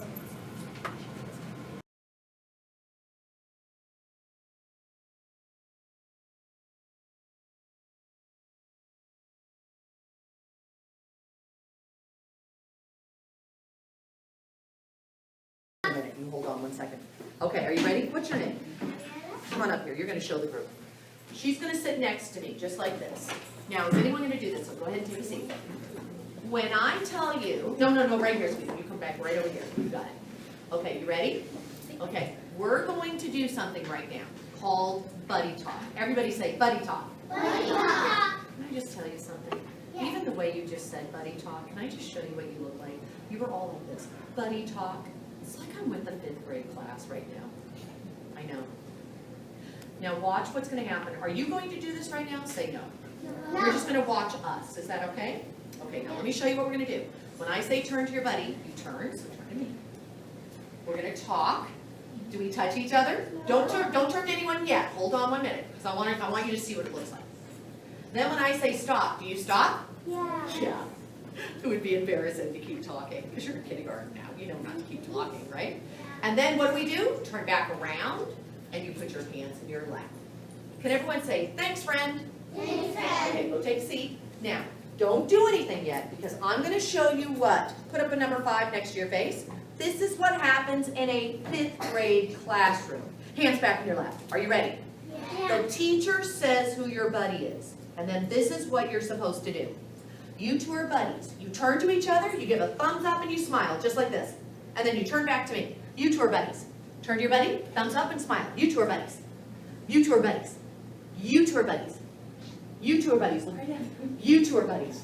You two are buddies. Look how nicely you're doing that. You two are buddies. You two are buddies. Oh, this is tough because there's 3 of you. You turn, don't you turn. You stay straight. You turn into him. Turn in and turn in. You both turn into him. Jonathan. Turn, and then you turn. Oops, stay straight. And then you turn. Turn in this. And then lean in. And you're all 3. Scoot a little closer so you can talk to each other. Are you ready? Okay, turn back to me. Oh my gosh, and all you did was turn around. And you're looking straight up here. I love it. Okay, boys and girls. You read this story, Henny Penny. Is that correct? Yes. Now watch what we're going to do. We're going to use this story to teach you read like a 5th grader. You're going to learn how to read like a what? 5th grader. Okay, first of all, let me show you. First of all, this is what a 5th grader does. They look at the book. Is this a story or is this information? What is it, everybody? Story. Story. So right away, put your hands together. We're going to pretend like you're holding a story. And everyone go like this. Go, every story has a beginning, middle, end. Turn to your buddy and tell them what every story has. Go. Every story has a... Middle, beginning, end. Turn back to me. Let's do it again. Ready? I'm going to see if you have it. Watch me first. Every story has a beginning, middle, end. Let's do it again. Ready? Go. Every story has a beginning, middle, end. Turn back around. Turn to me. I'm going to pick a name. Let's see. And if I pick a name, is that fair? Say, that's fair. That's fair. And nobody even has to raise their hand. Daria, where's Daria? Okay, Daria. What does every story have? Do you guys want to act it out while she says it? Okay, get your hands ready. Ready? What does every story have? You know what? This is the middle right here. But the start is what? Is it the middle or the beginning? Oh my gosh, let me show you a trick. Touch your lips and make sure they're together. Beginning, Beginning. middle, Middle. end. What does every story have? Beginning. Middle. End. My gosh. Turn to your buddy and tell them, what does every story have? Beginning. Middle. End. All right, turn back to me. Now, watch what I'm going to show you, what a 5th grader would do. They would then make a big piece of paper. Wow. And I'm going to look at those people who are sitting up nice and tall, because that's what 5th graders do. And they would have this big piece of paper, just like this. There's no way you're going to know what this paper means. Because when I have a story, I know every story has, give me your hands, go. Beginning. Middle. End. What's this part for? Middle. Let's see. Can I tell you what you guys just did? Hold on. Someone went like this. Someone went middle and they went, no, beginning. Oh my gosh, that's what a good thinker does. What's this part? Beginning. Middle. End. All right. Now, let me show you what happens. Let's go to the beginning of the story. Everyone say beginning. Beginning. Now, I want you to look. Oh, you know what? Let's stay at the beginning for a minute. Do you mind? Okay, everyone go like this. Go beginning. Beginning. Okay, now let me tell you what a good reader does. A good reader looks at the beginning right away. Here's my story, Annie Penny. What is the story? Now, I'm going to go to the first page. Where would the first page of the story be? At the end or in the beginning? Oh my gosh, okay, so let me show you what you ask in the beginning. Are you ready? Everyone go, I'm going to show you what these mean in a minute. Are you ready? Let's look at the beginning, and everyone pretend like you're talking to the person that wrote this book. I want you to put your pointer finger up. You're going to talk to that person. You're going to say, you better make the character and setting come alive. Let's tell them right now. You better make the setting and character come alive. So now, my setting, is my setting just anything, or is it when and where? Okay, carefully.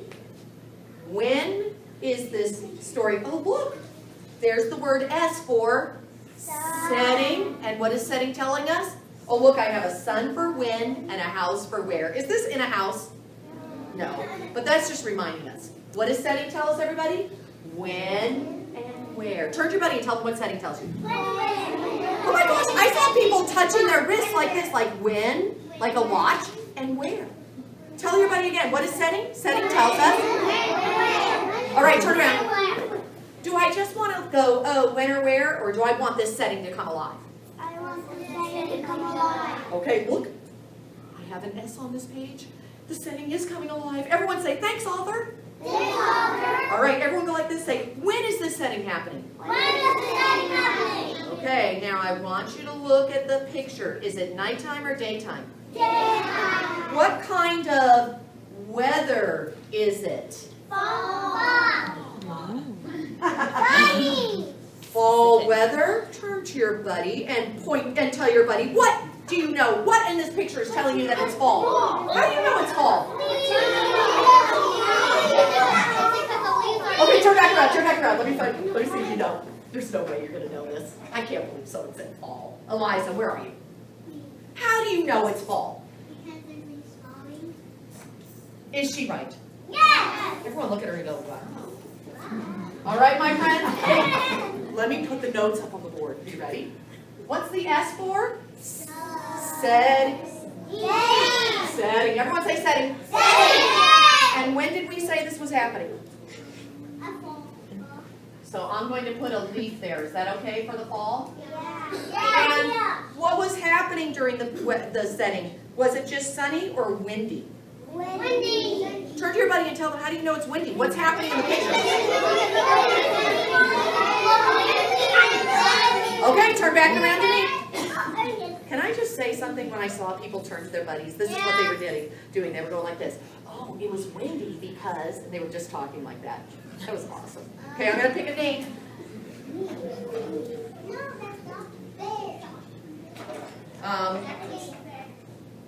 What? Okay, Joshua. How do you know it's windy? Because the leaves are falling and Right. flying. and say smarty. Smarty. Okay, let's put some wind here for our setting. Put your leaves up in the air. Let's read our notes so far. Say, on a windy fall day. Ready, go. On a windy fall day. Uh-oh, where are they? Are they in the country or in the forest? Forest. Where is Penny? Forest. Forest. Okay, I'm going to put that.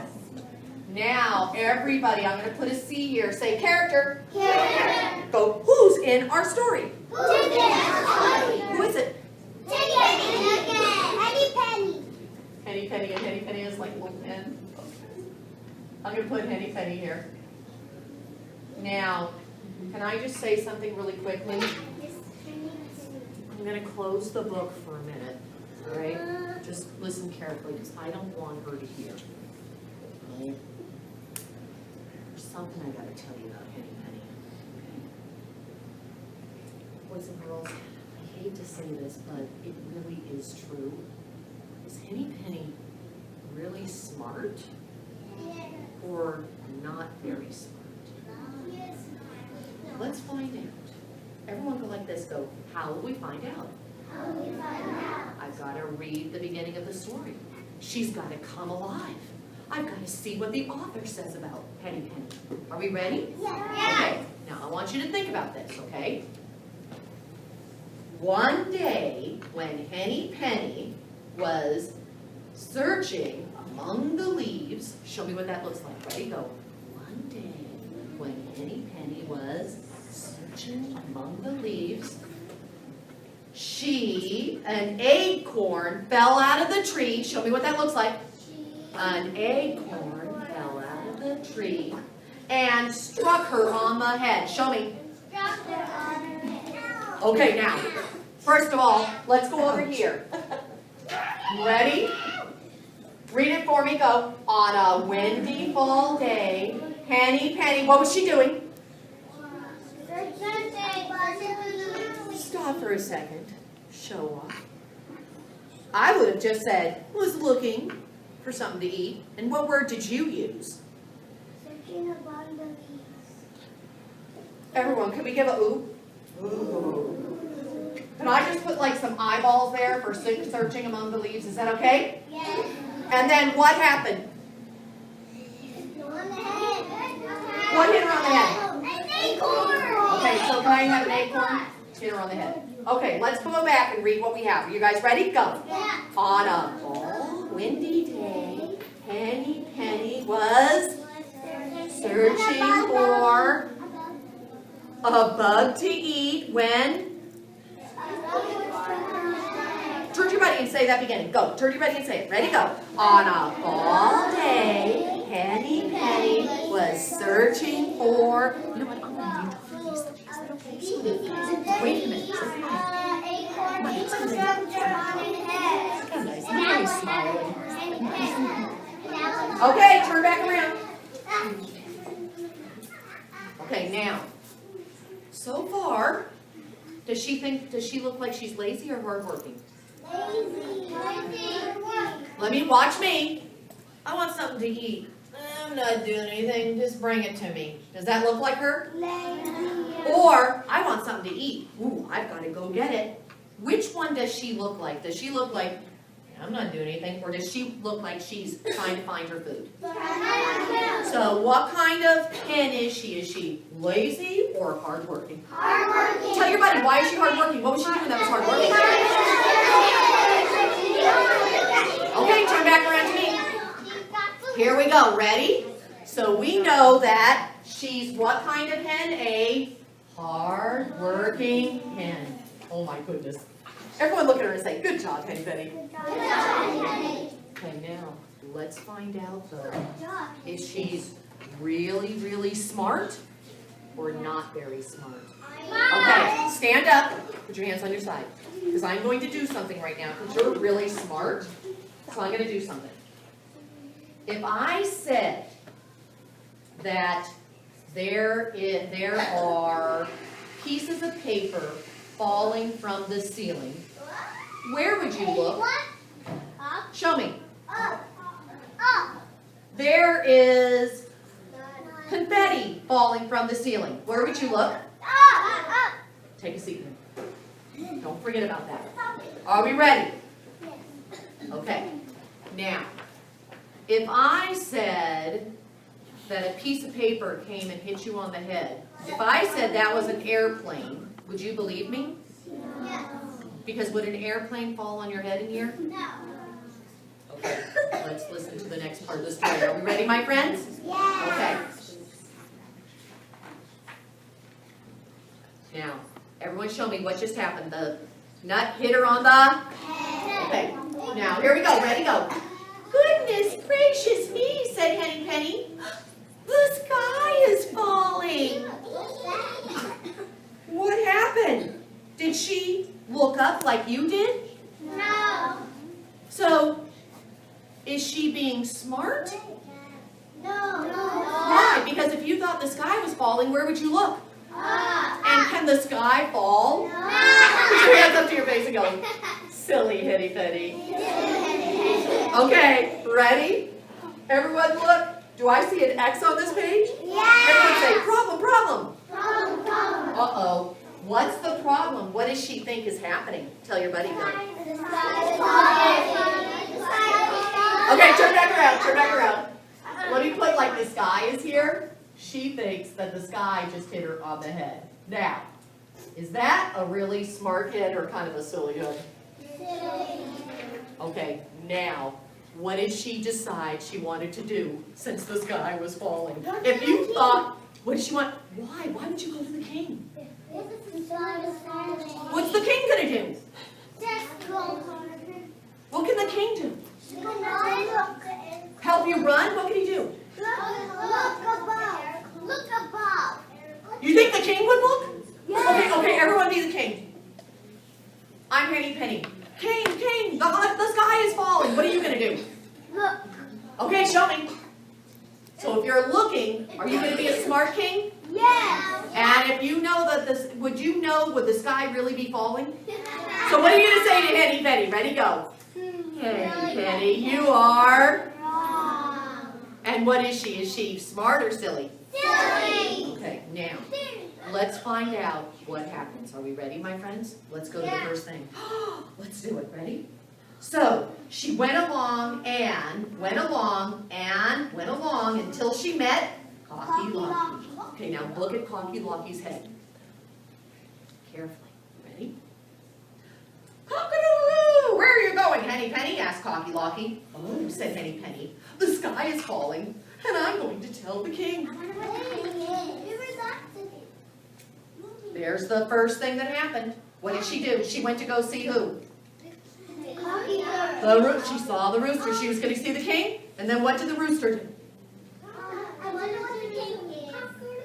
Wonder where is the king? Is he right here yet? Where would he be? At the castle. So where is she heading? To the castle. And who did she meet on the way? A rooster. Cocky Locky the rooster. Let's find out. She told him the sky's falling. Let's find out if Cocky Locky is smart or silly. Listen. Ready? May I go? She just said the sky is falling. Ready? May I go with you, Henny Penny? Asked Cocky Locky. Yes, indeed, said Henny Penny. So Henny Penny and Cocky Locky went off to tell the king that the sky is falling. Is Cocky Locky really smart or silly? Silly. Why? Because she didn't look up. So did she just believe that the sky was falling? Let's go ahead and say it. Ready, go. Silly Cocky Locky. Okay, let's go to the next one. So here I am. Ready, everyone? What was the first thing? What was that happened after the sky fell? She went and she met who? Cocky Locky. Cocky Locky. And did Cocky Locky believe her? That's my Cocky Locky. That's kind of scary, but that's okay. All right. And did Cocky Locky not believe her or believe her? Believer. Thought that the sky was falling also. Okay, let's see number 2. Turn to your buddy. Who's she going to meet next? The king or someone else? Okay, turn back around. Let's see. Oh my gosh. Okay, let's find out. Look at the picture. Is the duck smart or silly? Look at the picture. Where's the duck looking? What is smart going to be? Show me silly. What is the duck? me where his eyes are though. Is he up or looking down? So looking down, he's not very smart, huh? Let's find out if it's true. Ready, go. They went along and they went along and they went along until they met Ducky Lucky. Quack, quack, quack. Where are you going? Said Penny Penny and Cocky Locky. Asked Ducky Lucky. Oh, we're going to tell the king the sky is falling, said Penny Penny and Ducky Lucky. And Cocky Locky. Ready, everyone? Say, may I go with you? Yes, indeed. Say, yes, indeed. So Penny Penny, Cocky Locky, Ducky Lucky went off to see the king. And tell him that the sky was falling. Turn to your buddy and tell your buddy, is Ducky Lucky smart or not very smart? Tell your buddy.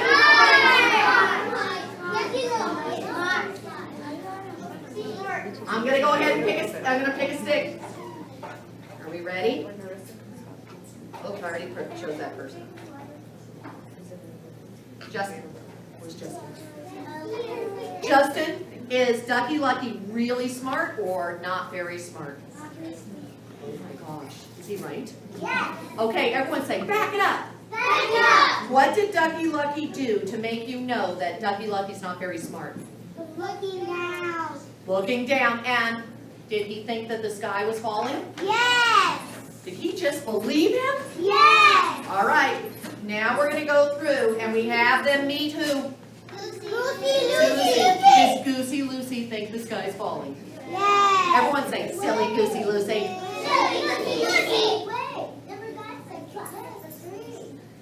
Now we have, and who's our third one? Ooh, who was number 2? Who was it? Who was our number 2 one? Oh, let me show you. Ducky Lucky. And now who are we going to head into? Goosey Lucy. I'll make a bigger one here for Goosey. Goosey Lucy. Ducky Lucky. And they all think what? That the sky is falling. Hands to your face. Let's say how silly they are. You are so silly. Okay. Let's be the next one. Stand up and let's be the next one. Number 3. Here's our third person. Who is it, everybody? Okay, ready? Now you're going to do the part. Watch me. They went along and went along and went along until they met Goosey Lucy. Let's do it. Ready, go. They went along until they met Goosey Lucy. Honk, honk, honk. Where are you going, Penny Penny? Cocky Locky and Ducky Lucky, said Goosey Lucy. Ready? Oh, we're going to tell the king that the sky is falling. Ready, go. Oh, we're going to tell the king that the sky is falling. Okay, ready? May I go with you? Ready, go. Ready? Say, yes, indeed. Yes, indeed. All right. So Penny Penny, Cocky Locky, Ducky Lucky, and Goosey Lucy went off to tell the king that the sky is falling. All right. Number 4. Let's see if you can remember who number 4 was. Turn to your buddy and tell your buddy. All right, turn back around. Let's see. Are you right? All right, now I'm going to skip over here. I'm going to go past Turkey Lurkey. Because did Turkey Lurkey already know? Was Turkey Lurkey smart or not very smart? Not very smart. So let's put Turkey Lurkey here. And he went along with them too. That's silly. But let's, oh my gosh, you want to say that? Ready, go. That's why? Because he thinks what's happening? The sky is falling. Okay, now he gets to meet one more person. Turn to your buddy. Who do you think it is? Another animal. Everyone stop and look at me. I'm going to give you a clue. Look at the picture. Foxy Locky. Turkey Lurkey. And did Turkey Lurkey believe him or not believe him? Believe him. Okay, my friends. Here's Turkey Lurkey. They all look the same. All right. Now sit down. This is the part that scares me. I want you to look carefully at the fox's face.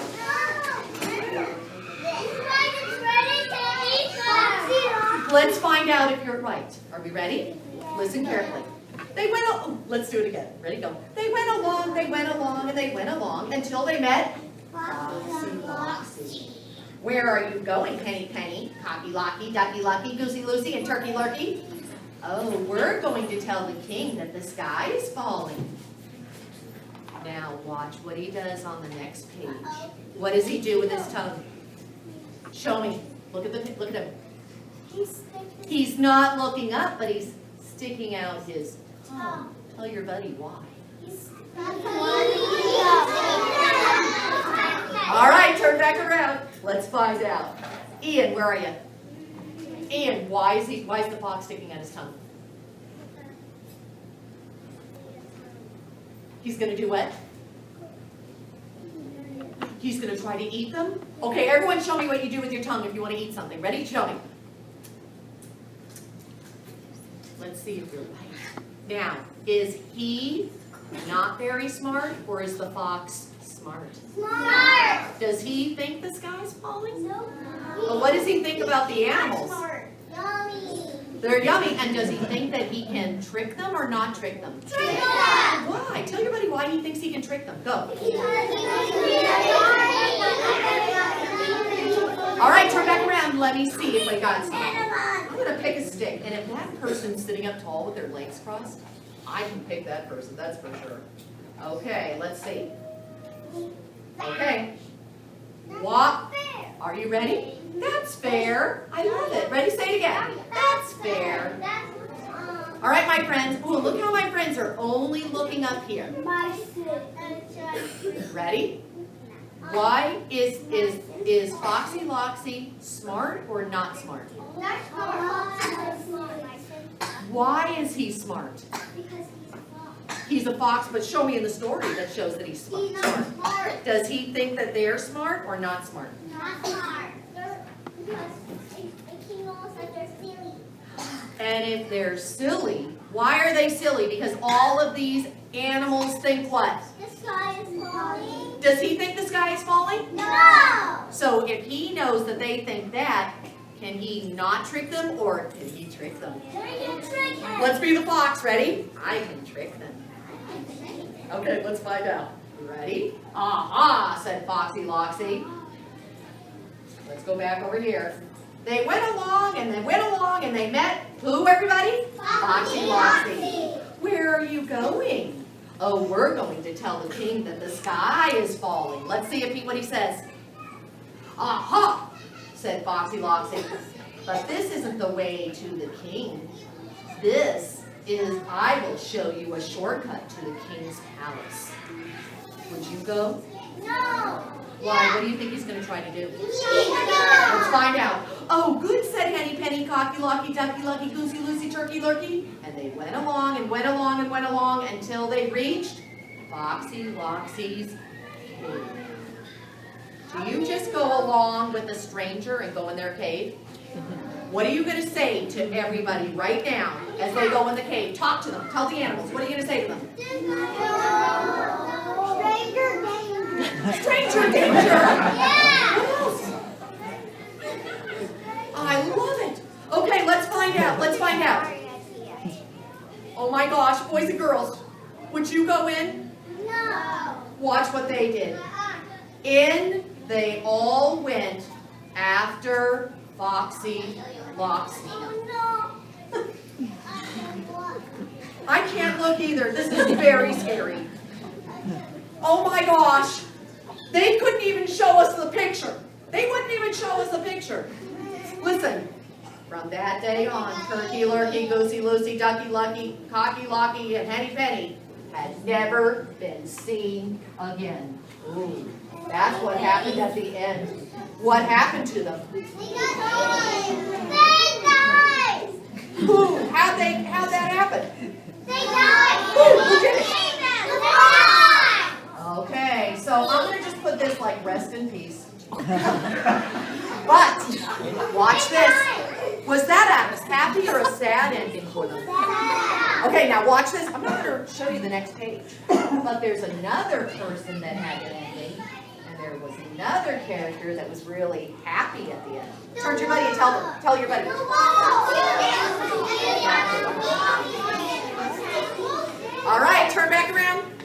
let me see if I can find that person who knows who was happy at the end. Did I already get Elijah? Yeah. Okay, Elijah, where are you? Elijah, who was happy at the end? Was it Cocky Locky or was it Foxy Loxy? Why? Why would he be happy? Because he likes animals. Is that right? Yes. And let's also say, that's so nice. Everyone say, good job, friend. Good job, friend. All right, let's see if you're right. Here we go. Look, everyone's turning around now to hear the end of the story. Are you ready? Watch this. Is he happy? Yes. Turn to your buddy. Not only does he like animals to eat, but what else did he do? Look at the picture. Let's find out. Are you ready? Foxy. Oh, read it with me. Ready, guys? Go. Foxy Loxy and Mrs. Foxy Loxy. And there are 7 foxes. Still remember the fine feast they had that day. What would a feast be? So why are they happy? Because they got? Who did? All right, and what should I do with their tongues to show they got a lot of food? Show me. They opened their mouth. Yeah, and they ate. How much? What they eat? Everybody do? I just want to say lots of food or a fine feast. A fine feast. A fine feast. Let's do that. A fine feast. Turn to your buddy and tell them, what is a fine feast? Is it horrible feast or a lot of good food? All right, turn around to me. I want you all now to do something. Are you ready? Watch this. If I'm the animals in the story, what did I learn from this story? To always believe everything someone tells me or not believe? Not believe. Not believe. Oh, so here they are. Don't believe everything someone tells you. So if I said, hey everybody, an airplane just went through the ceiling, would you believe me? Or what would you do? Look. But what did Foxy Loxy learn from the story? He found animals. And what kind of animals? Really smart or silly animals? Silly. So if they're silly, what can he do if they're silly? Can he just say hello? Trick them. So you can always trick people who are not smart or silly. Who believe everything that other people say. Oh my gosh. Who do you want to be in the story? Tell the person next to you. Go. Why? Why do you want to be in the story? Tell your buddy. Who do you want to be in the story? Tell your buddy. Turn your buddy.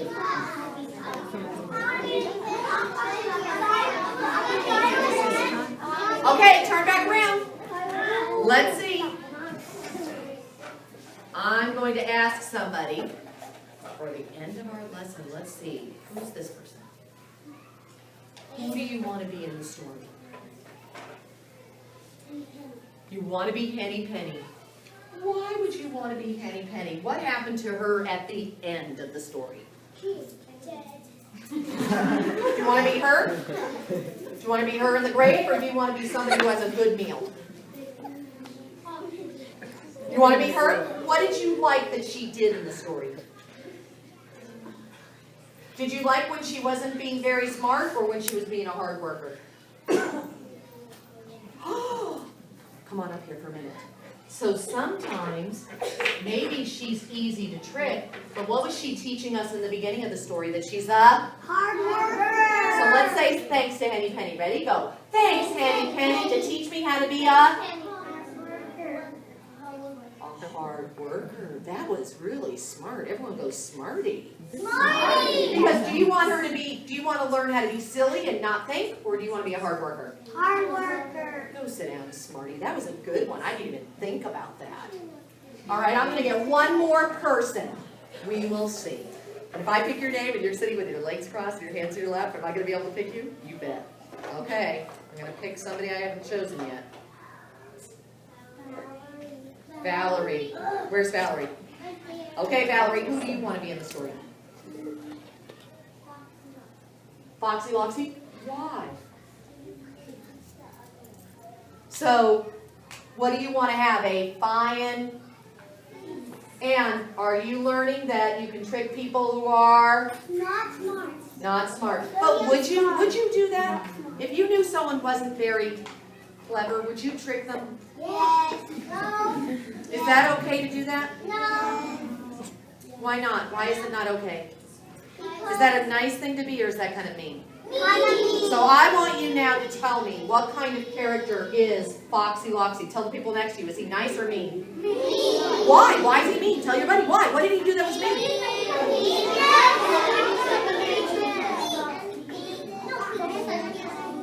All right, stand up.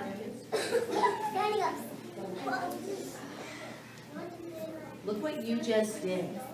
What was this part of the story, everybody? The beginning. What's this? Middle. And what's this?